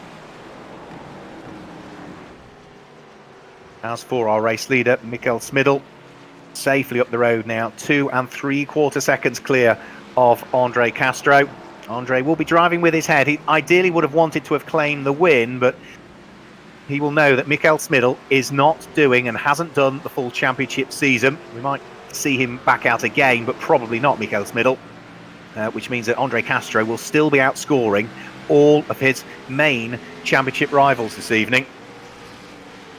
Because Lasse Sorensen, who is leading the championship, is going to finish way down through the order. Jeffrey Ruffin, who was lying second in the championship, had an engine blow and is going to not feature highly.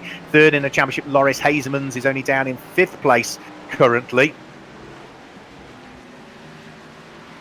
And Andre Castro is 4th in the championship. Here comes Pablo Lopez. Now he is safely the best part of 2 to 2.5 seconds now up the road from Andreas Jochumsen. There you can just see Jochumsen in the background of the shot all of the time.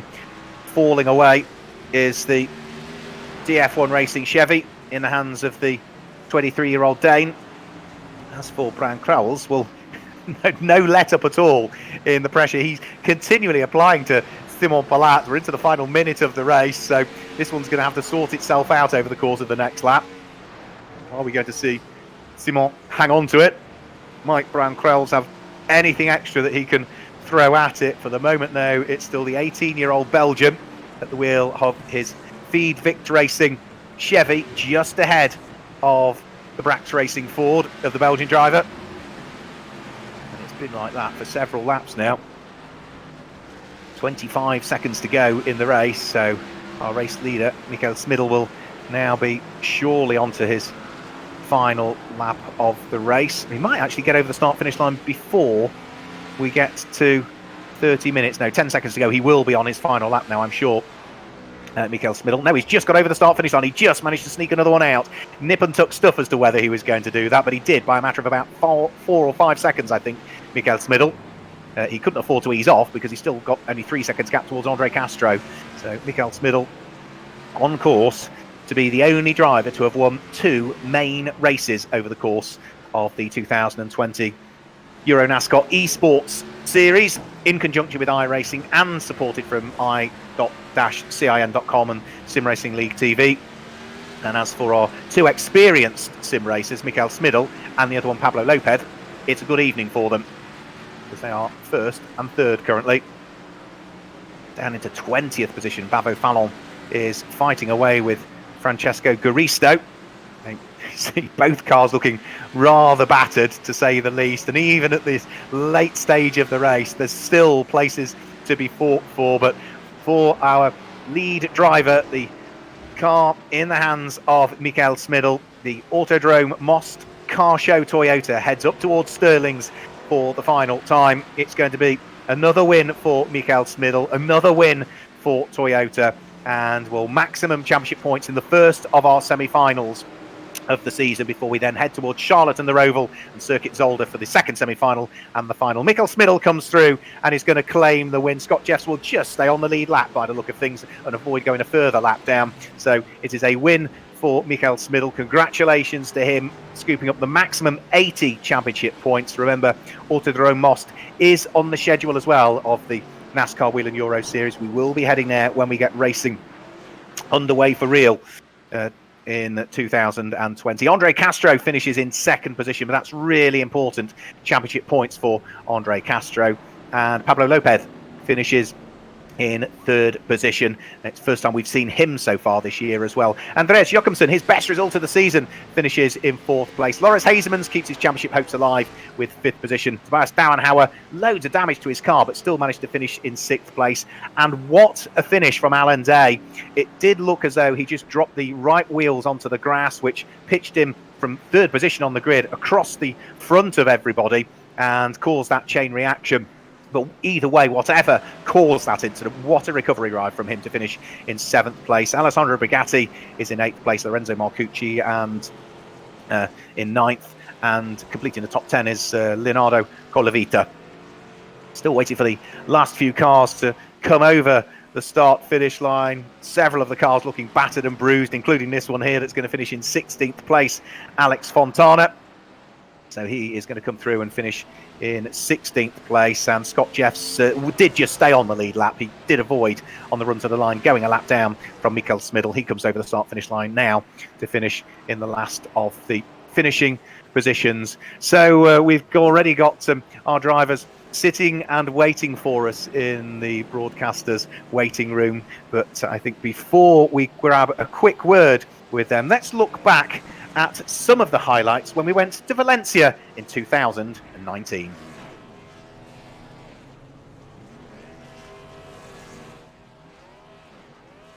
Well, confirmation of the results first then. Mikael Smidl claims the win, Andre Castro 2nd, Pablo Lopez was there in 3rd place with Andreas Jochumsen and Loris Hazemans in 4th and 5th. Tobias Dauenhauer was 6th. What a recovery drive from Alan Day in 7th place. Alessandro Brigatti was in 8th place. 9th place was Lorenzo Marcucci, and Leonardo Colavita completed the top 10. Simon Palat was there in 11th place. I think he gained more places in the race than anybody else did. Brian Crowells was 12th. Giorgio Maggi, Vladimir Tioitsis and Fred Gabillon complete the top 15. Alex Fontana, Scott Jeffs and Davide Dallara bring us down into 18th position in that feature race there. 19th place was Maran Kramers. Bavo Fallon completed the top 20. Then it was Garisto, Hendricks, Muscaron, Kuntz, Delso, Tuamala, Gordon Barnes and Stefano Gustavaglia, who finished in 28th place. Guillaume de Fronde was 29th. The championship leader, Lassie Sorensen, only 30th position. Huge dent that will put in his championship hopes. Advert Yoda, Jeffrey Rufen, Gustav Bergren, Chris Ricard, Alex Sedgwick and Vittorio Gorelli all caught out in the start line shunt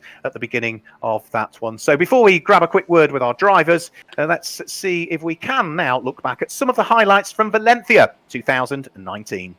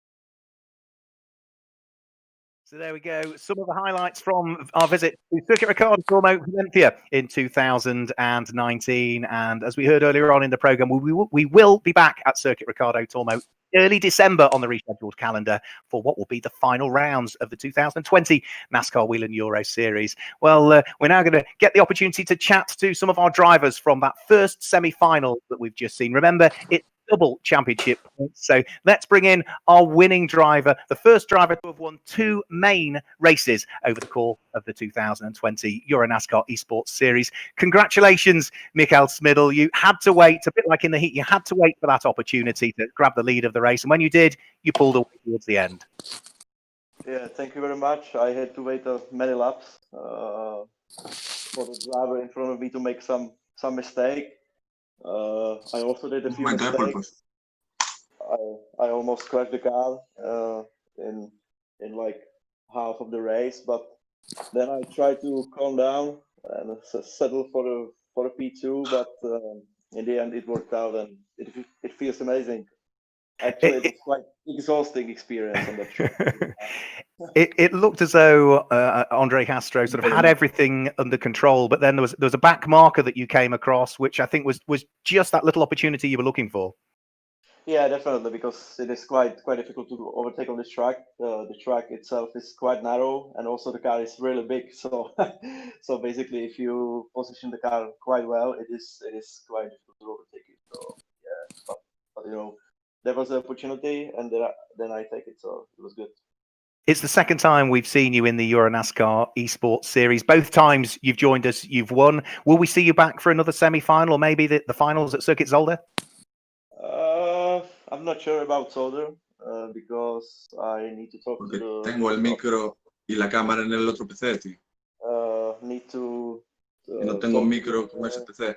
With the organizers, but would be great to race at Zolder, but nothing is like set. Well, thanks for joining us again. It's been great having you along, Mikael Smidl. Well done. Congratulations. You're the only driver to have won 2 main races. Well done. Thank you very much. So let's bring in the driver that finished in second position, Andre Castro. Andre, second place you finished in, but in terms of the championship, that's really good points because your main championship rivals were all behind you. Yeah, it was a good race, and just to be up there with Mikael and Pablo Lopez, 2 really amazing sim racers. So I feel really proud I was able to go up there with those guys, and yeah, just really happy to be on the podium with two crazy sim racers.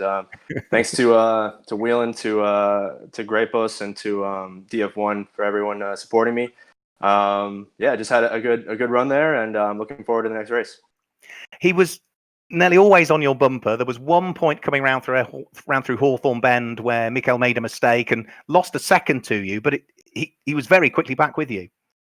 Yeah, it's because my car bottomed out in turn 1 the next lap and just hit a little bit of a landmine, and I had to catch it. And that just allowed him to get back up to me. He was definitely faster than me. I mean, you saw he pulled away from me after he got by me, but I think we had a good run there defensively. I think we were going to be able to hold him off, but unfortunately, you have guys that really don't have a clue what they're doing out there, and they're getting lapped in 25th place, and they decide to race the leaders. So I don't know, as the 142 car, I don't really know his name, but you know, he really messed it up for us today. And I mean, I got to own up to some responsibility because I went wide when I was trying to pass him, but it's just hard when you have guys that are really trying to stay on the lead lap for no reason because there's no cautions, so there's no way to catch back up to the tail end of the field, so there's really no point in racing the leaders. But yeah, good race to Mikael. He definitely deserved it, and yeah, like you said, good for the championship. Well, really good for the championship. I haven't done the maths, but you know, Lasse Sorensen, championship leader, won't score many points because he retired from the race. Jeffrey Ruffin, I think, probably missed a downshift and blew his engine, and he retired. You finished ahead of Loris Hazemans, and they were the top 3 in the championship. You were 4th. So, if we were to do the maths, you're going to be right at the sharp end. Yeah, it's going to be exciting going on to the Roval. It's going to be one of my tracks I think I'm going to do really well at. Most of the tracks here in the U.S., I think I know them pretty well, and maybe some of the European guys don't know them as well. They're going to be super fast, but I think maybe on my end I have a little bit more experience at those tracks. So it's going to be interesting going to the Roval and seeing what these guys got and doing the best we can. Well, very well done on second place. Well done on the championship points. And yeah, we'll see once we get all the maths done as to where you sit. But you're going to be right up there. Well done. All right. Thanks so much, Mark.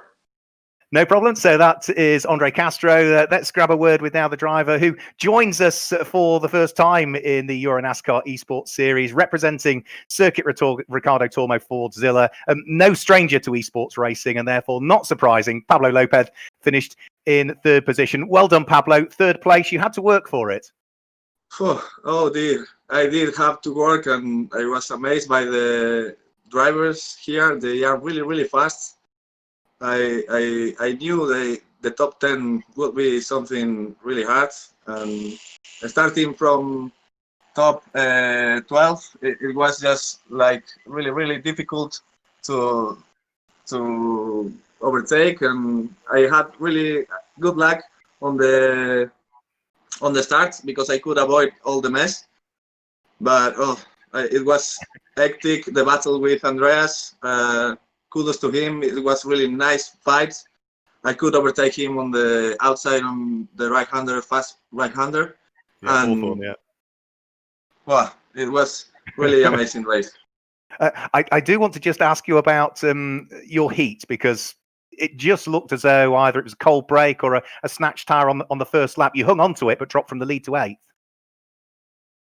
Can you repeat? Sorry. Yeah, in your heat, you were heading up into into turn number 2 yes. on lap number 1. Was it a cold break or cold tire? No, the thing was that Alan just exit perfectly from turn 1 because I defended turn 1. I didn't have the traction exiting from turn 1, and he tried the dive on turn 2 and he did it perfectly. But I just lift a little bit the brakes, and then I was too fast into the hairpin and brake again, lock the tires and understeer into the corner, and just my PC just broke. It crashed. So I'm lucky that it crashed right now. Will you be joining us for any further rounds? Will you be in the Circuit Ricardo Tormo Fordzilla car again for Charlotte or for Zolder? It will be a pleasure. I don't know. Cotty and the team will need to confirm it, but it will be a pleasure driving from the team Fordzilla, partnering with the Circuit Ricardo Tormo. It was an honor for me, and I'm really glad I could do a podium here. Well, it's been great chatting to you. Well done, Pablo Lopez, and hopefully we'll get to chat to you again later on in the season. And congrats to the winners, Mitchell, and it was a really nice fight in the top, I guess. Thank you. So we've got one other driver that I do want to chat to, because we've just spoken to Pablo Lopez, who was very complimentary of Andreas Jakobsen, and Andreas now joins us in commentary. It looked like it was going to be a podium. It was fourth in the end, but that's still your best result of the season, Andreas. Yeah, I mean, yeah, I don't know. I think that was pretty good. I mean, I was obviously a little bit lucky in the start because yeah, I think Alan spun and took Lasse with him, and yeah, from there on I really just tried to catch the guys in front, but yeah, it was a bit difficult for me. So yeah, I mean, I obviously didn't have the pace or the ultimate pace to be on in the first 2 spots, and then I could see Pablo was really quick from behind. So yeah, it's a bit unfortunate I couldn't have him behind me over the line, but. You look at, you came into this evening lying 10th in the championship. As I say, that 5th place was your best result, but the drivers ahead of you, where they finished, most of them have finished behind you. So you're going to be gaining ground as we head into the next double points race at Charlotte in 2 weeks' time. Yeah, I think looking at the championship standings, it was a good race for me this today. So yeah, I mean, looking at that point of view, it was quite good, I think. But for now, I don't focus on the championship. I just focus on I'm just taking one race at a time to do the best I can in each. And yeah, I mean, I'm pretty happy with P4 today, as I only had I think maximum 3 laps of practice before the race today. So I was pretty much straight into qualifying, which was a bit difficult. So yeah. Well, really well done. We might see you on the podium, maybe at Charlotte. A bit more practice and you'll get there, because you've certainly had the pace. Yeah, thank you. Hopefully, yes. There we go. My pleasure. So that's the last of the drivers I think we're going to chat to this evening. But we have still got Gianluca Guille, who joins me in commentary. Gianluca, we've done it again. We've served up some fantastic racing, some pure esports racing in our first semi-final in the EuroNASCAR Esports Series. We'll do it all again in a couple of weeks at Charlotte on the Roval, won't we? Yes, and it's gonna be even they're gonna have even more pressure on them because the final is coming. And there are double points on the line, and I really want to thank all the driver and you, Mark, and all the team behind this championship. Of course, Andre and everyone who is contributing to do this, because it's a really good show. And sometimes, I watch from outside. I watch on YouTube and I rewatch it, of course, the day after for our report and all the media stuff we do. And it's really a good show, and it's great to see all the drivers enjoying this, taking part and taking it seriously, and and also have a lot of fun and cooperate with each other to bring together a setup. It's really cool, man. It's really cool. It's a difficult time, but it was great. It is great to have this to still be able to race. And final sort of discussion point is that there's a lot of esports going on at the moment. I personally think the EuroNASCAR Esports Series is very unique in conjunction with iRacing, supported by i.cn.com and Sim Racing League TV, because we're bringing together drivers from EuroNASCAR Pro, EuroNASCAR 2, the EuroNASCAR Club Challenge. We're bringing in team members and members of the media as well, and the All-Star team, all of those together. So it's very much a family feel to it, I think, which is what we do when we travel around Europe. Exactly. Is the feeling is the same. It's the same atmosphere. We're just very far from each other, but it's like being in the paddock all together. We are a big family traveling, and even traveling virtually, you have the same spirit, and I think it's really unique. Well, thanks for chatting to us. There we go, Gianluca Guille, who is one of the key members who are behind this series. We'll maybe hear a bit more from him when we head into the semi-finals and the finals. Remember, that was the first of our semi-finals, double points, which is really going to throw things open in the championship. We will return with more racing action 2 weeks tonight, the 30th of June. At Charlotte on the Roval circuit there, semi-final number 2. Until then, from myself, Mark Werrell, and the whole of the NASCAR Euro Series team, goodbye.